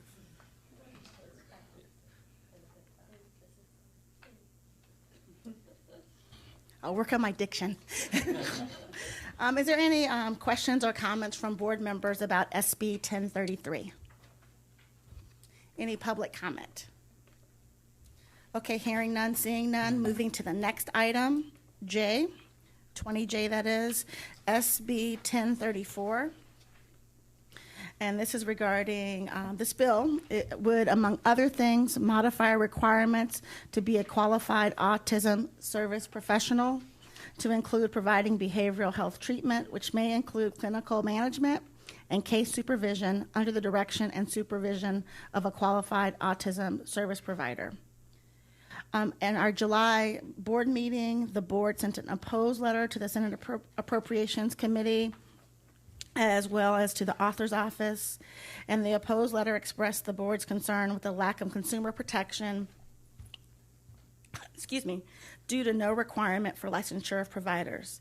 The current status is, as of August the 11th, it's been held in appropriations. Mr. Glass-Steagall, is there any other updates that the board should be made aware of? No other updates. And again, just want to thank you for providing a copy of a letter that was sent out regarding our decision to oppose the SB 1034. You're welcome. Are there any questions or comments from board members? So given our opposition vote in July, there's no action at this current time to be taken, or this recommendation not to take any action at this point in time, but is there any questions or comments from board members or from the public? Seeing none, hearing none, we'll move to the next item, 20K, which is SB 1101, which is regarding alcohol and drug counselors regulation. This bill prohibits any person from using the title of licensed alcohol and drug counselor unless the person has applied for and obtained a license from the Department of Consumer Affairs. And there are certain qualifications that are included for the license. It's currently held in the Senate Committee on Appropriations.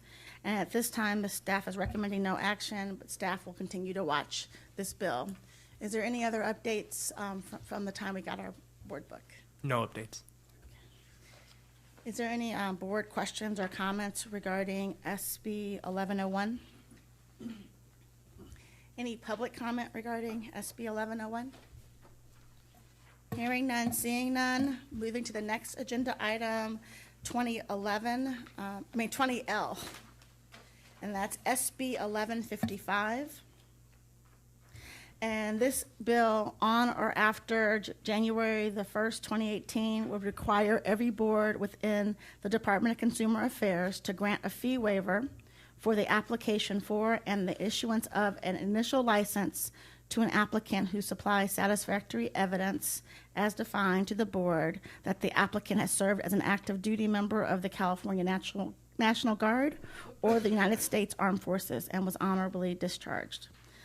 Currently, the status of this bill is, as of August the 11th, it's held in appropriations.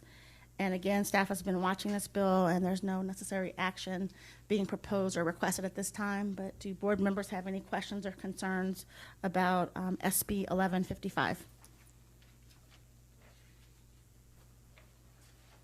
Any public comment regarding SB 1155? Okay, hearing none, seeing none. Moving to the next item, agenda item 20M. And this is SB 1193. And this one has had a lot of changes. So I'm going to actually just pass it over to you, Mr. Glass-Steagall, because this one is a change. And there's been some change since you've gotten your updated memo in this board book. Thank you. SB 1193, which in your cover memo lists may be SB 1194 as well, but as of this morning is officially our sunset extension bill is now in SB 1193, and you're all provided with the 84 pages of the bill that make up SB 1193. We are now in the same bill with Pharmacy Board and Veterinary Medicine Board. There are additional changes that this bill includes that was changes to the psychology licensing law. As of the 18th, it is in the third reading of the Assembly floor. And Ms. Sorek, do you want to point out any additional specifics?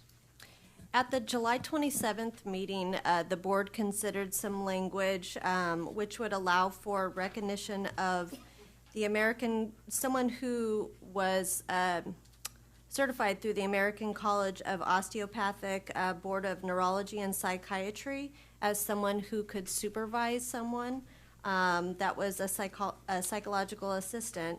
There was also some language about an organization that provided coursework for continued professional development. And the last change was to include a provision that anyone that was enrolled in an approved school as of 2016 would not meet the requirements for regional accreditation for purposes of application. So those are the three substantive changes that were made. All of those three items were discussed and reviewed and approved at the board meeting on July 27th. And as Mr. Glass-Steagall mentioned, we have been included in a new bill number with two other boards.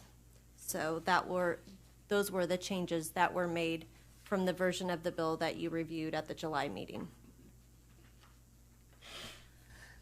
Thank you, Ms. Sorek. So are there any questions or comments from board members? And I guess I actually thought of a question as I was reading this again.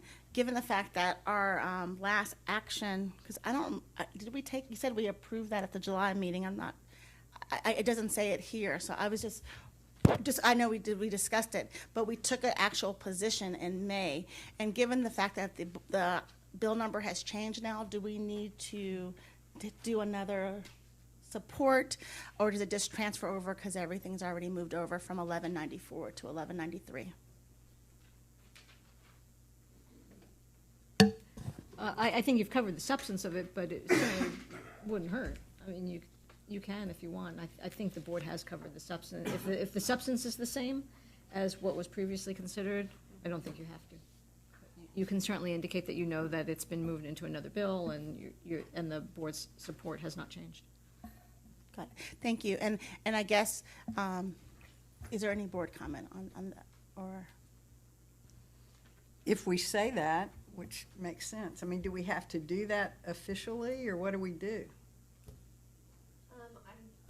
Trying to remember, this was one of the floor alerts that we sent out the other day, and it would have gone to the assembly for the floor alert.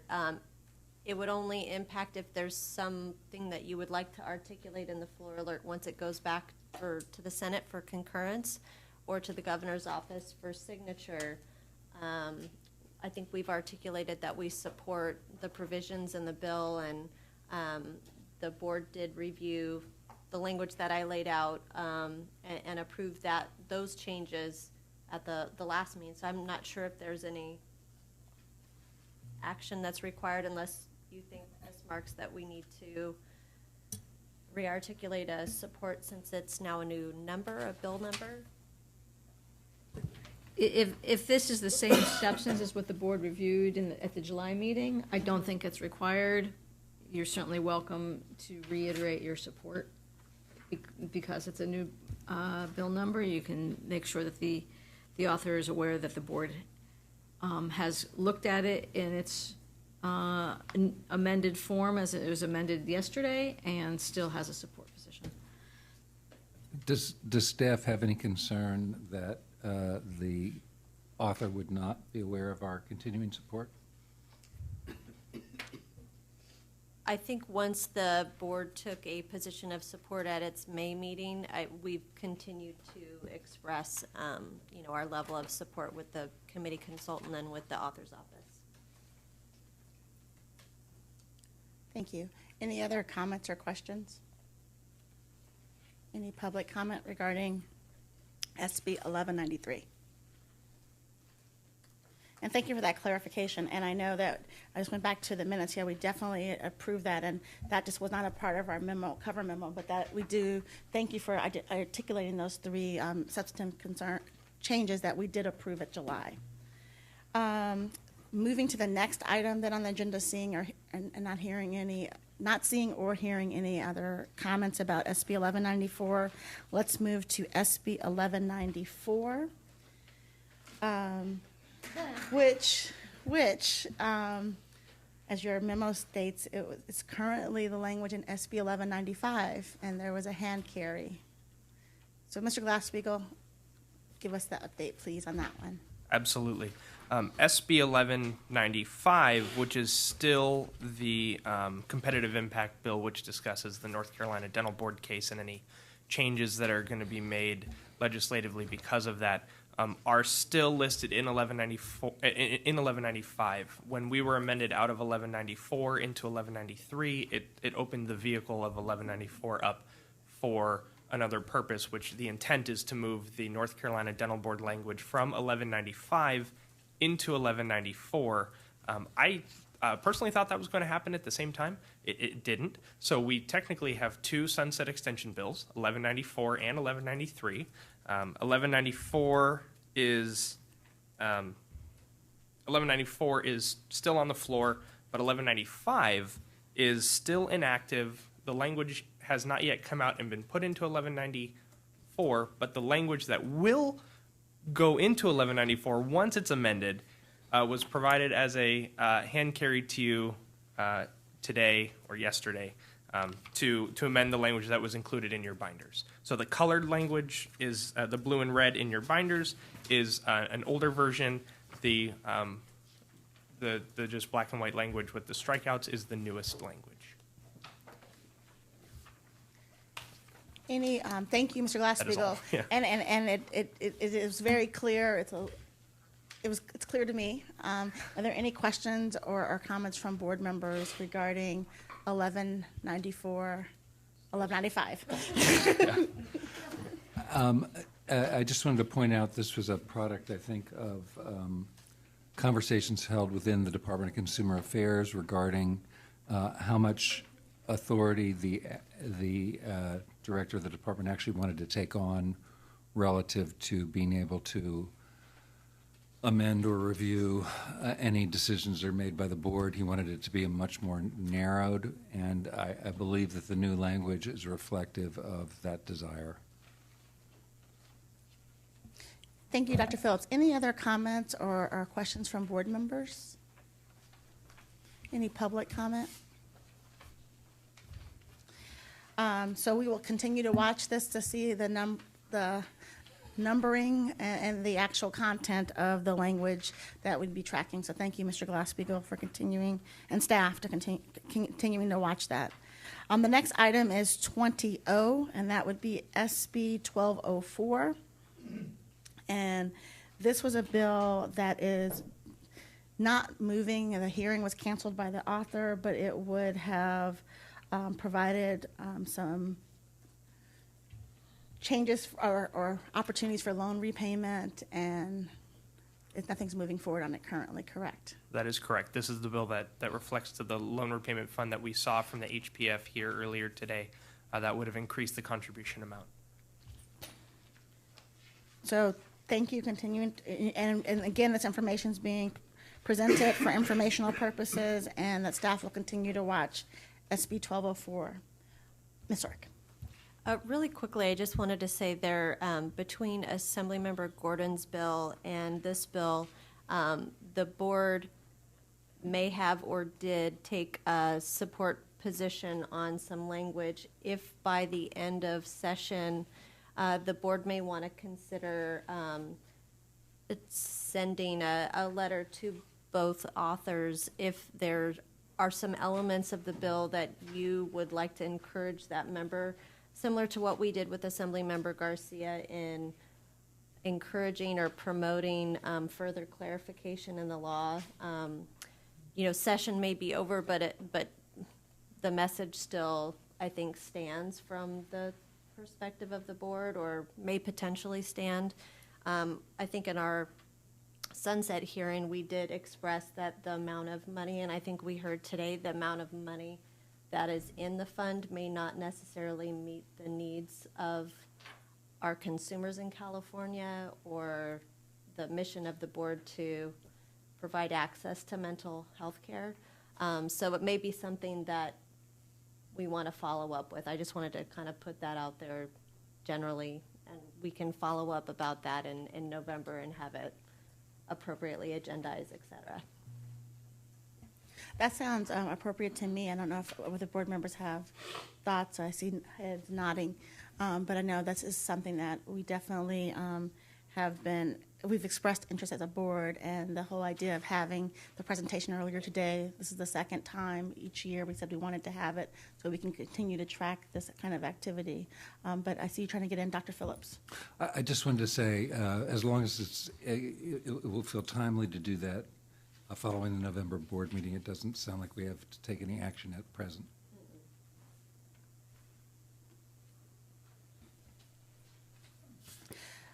Is there any public comment regarding SB 1204? And also, you will notice, I guess the only part that I failed to acknowledge is that as staff, Mr. Glass-Steagall put it in our cover memo, it states that in lieu of SB 1204, at this point in time, the author's been pursuing another bill that wouldn't pertain to our board currently at this time. So I don't think it's timely to have to take action today on this. Moving to the next item would be 20P, and this is SB 1217. And this is a bill that would require the record to contain reported judgments or settlements with damages over $10,000 for those licensed under the Pharmacy Act. And it's as you can see from the status that's provided from staff, staff contacted Senator Stone's office, the author, and they are no longer pursuing this bill. So there's no action being requested at this time, but staff will continue to watch the bill in case there's any changes. Any comments from board members or questions regarding SB 1217? Any public comment regarding SB 1217? Moving to the next item, which is 20Q. This is SB 1334, and this bill will require a healthcare practitioner who provides medical services to a patient who discloses that he or she is seeking treatment due to being the victim of assaultive or abusive conduct, to additionally make a report to a law enforcement agency. It's currently in the Senate Committee on Appropriations, and there's no action requested at this time by staff, but staff will continue to watch SB 1334. Is there any comments or questions from board members about SB 1334?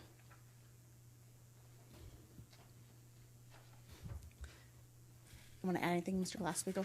Yes, the bill was actually held in the Appropriations Committee, so there's little chance of it moving at this point. Got it.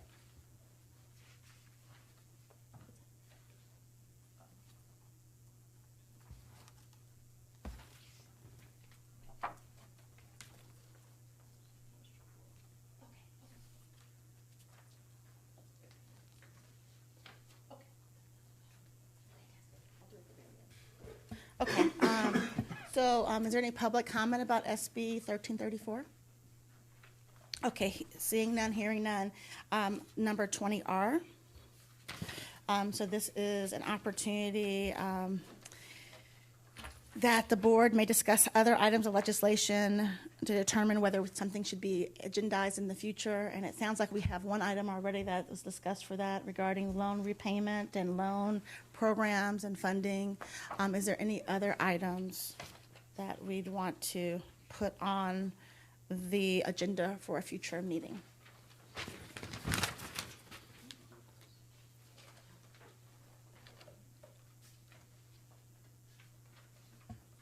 Anything, board members? I don't see anything.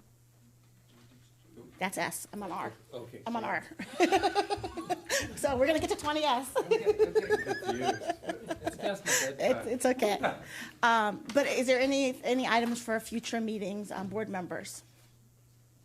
Any items for future meetings from the public? Any public comment regarding 20R? Okay, seeing none, hearing none, we'll move to the next item, 20S.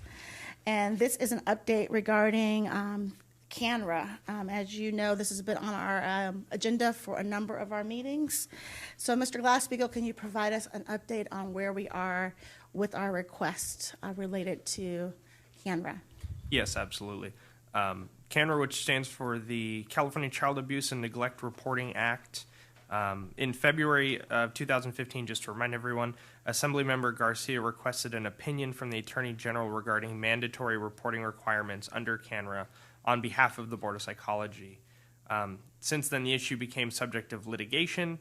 The board was notified the opinion was on hold pending the case, and as of June 2016, the board's request was canceled, and I've attached the board's request for information to determine the reason for the cancellation, which we have since received notice that it was canceled due to their interest in finding the results of the litigation, in which case they assume and are hoping that the results of the litigation will clarify any remaining questions. And then at that time, I believe, if I'm correct, Ms. Sorek, that they will revisit any questions or clarifications if need be. Thank you, Mr. Glassbeagle. Is there any comments or questions from board members regarding this update? I know that in, I guess, the departure of Dr. Harlan would always ask us to make sure we're tracking this, but I just want to thank staff for continuing to follow up on this. But you've heard where we are, and I know staff is going to continue to be in contact with the right folks. I know that Ms. Sorek had mentioned at our May meeting that there would be an effort for both the president and the vice president. So at this point in time, Dr. Phillips and myself to be able to meet with Assemblymember Garcia's office, but to also just keep it on the agenda that we are interested in figuring out a way to get an update fully about cameras. So thanks again for all your hard work related to that effort. Absolutely. Also, I know that there is an update regarding our disciplinary guidelines. What is that update, Ms. Sorek? Thank you, Ms. Jones. Just a quick update that the disciplinary guidelines, which has been on the board's agenda in the past, this is dealing with uniform standards for substance abusing licensees, has been approved by Office of Administrative Law and will become effective January 1 2017. So just an update on that, and we will provide the updated language at the November meeting, so the board has that. So I guess that was a 20R actually. So it's an item for a future meeting. So it's an update on where we are with that particular project process, but more importantly that we will agendize that so we can have a full conversation amongst board members and the public. Dr. Erickson. I just wanted to say I'm happy that we've gotten it to move along. I think it was in progress at least 6 years ago, and it's taken a while and hopefully going to be to the benefit of all. So we won't talk about any more of that because it's not an agenda item, but we'll definitely make sure it's on the agenda for our next meeting. But that is great that we have that update from staff. The other, I know it was here, I think it was in our notebook about the legislative calendar. Just want to remind us that today is the last date, right, for things to move. It's the last, committees can no longer meet. So it's, no committees can meet for any purpose from the 15th to the 30th. None of the legislative committees can now meet. So right now it should be all floor sessions. But as a reminder, it is the legislature. They can waive their own rules. So depending on those things happening. But as it is right now, there should be no policy or appropriations committees meeting at this point. Thank you, Ms. Burns. And I only share that just as I close out this committee report because I know that we ask questions for making sure we understand the process. As Dr. Horn and I were talking a little earlier, that as a board we have moved so far along that process about educating ourselves. So today is an important deadline date. And the last thing I just want to ask from staff, because I think it's come up a couple times, more so than any other meeting or if at all, at any other meeting. These floor alerts that go out, maybe it would be great to include those to the board members. Is that something that would be in violation, just to share what we share to legislative members? It would be just cool to keep us in that as we all seek to increase our knowledge about the policy and advocacy process. I had a note to myself to add that to the agenda. We've included you guys as a copy on all of our support letters or opposition letters, so just to make sure that you have copies of that as well, I wrote a note to myself, so we'll make sure and get those out to you guys. Thank you. Yes, Ms. Burns. Sorry, to make a clarification, also today is the last day you can amend a bill on the floor. That's that was what I was So yeah, looking there's for. two pieces to that. Yes. So no more policy committees and technically no more amending on the floor. Although we appreciate your reminder that we have to keep watching everything because things can change along the process. Absolutely. Again, I just want to say thank you for the hard work of the staff. It's always so helpful to me how the materials presented and organized. I love that matrix. Mr. Glass-Steagall, thank you so very much for all your help, and Ms. Orrick, thank you so much. And that concludes the Policy and Advocacy Committee report. Thank you, Ms. Jones. And I just wanted to add, I wanted to thank the Policy and Advocacy Committee for the hard work that they do to keep us abreast of what's going on. I recall coming to these board meetings before I became a board member, and very little activity was ever done about any active or potential legislation. I think we've come hundreds of miles in terms of our ability to help to influence that process in a positive way, and I attribute that to staff, to management, and to our Policy and Advocacy Committee, and I'm very thankful for it. The next item is Dr. going Phillips, I would recommend a motion for the board to approve the committee's report and all the recommendations contained, except for the one that you made individually, for the position you took individually.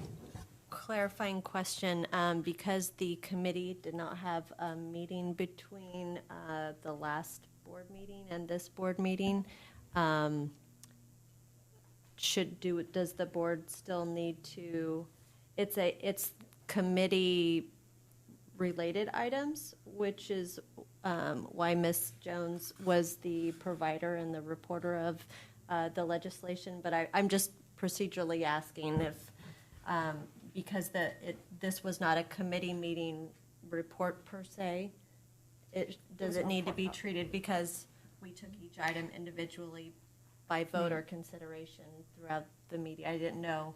Right, I wasn't thinking in those terms only because the agenda is written as consideration of committee recommendations on board positions, so I wasn't really thinking about the timing of it. If there are no new recommendations coming from the committee, then I think you're okay. Yeah, and there were no committee recommendations. It was all staff recommendations we were reviewing. And I think the only substantive change we made was with respect to the two letters we were going to write in support of the neuropsychology-related bill, which Which was no right. committee recommendation. Okay. Next on our agenda is number 22, which would be the telepsychology committee. Since I anticipate we're going to have some discussion about this, and because, as I said before, I'm a great believer in taking restroom breaks, I'd like to take a 5-minute restroom break, and then we will come back and commence with item number 22.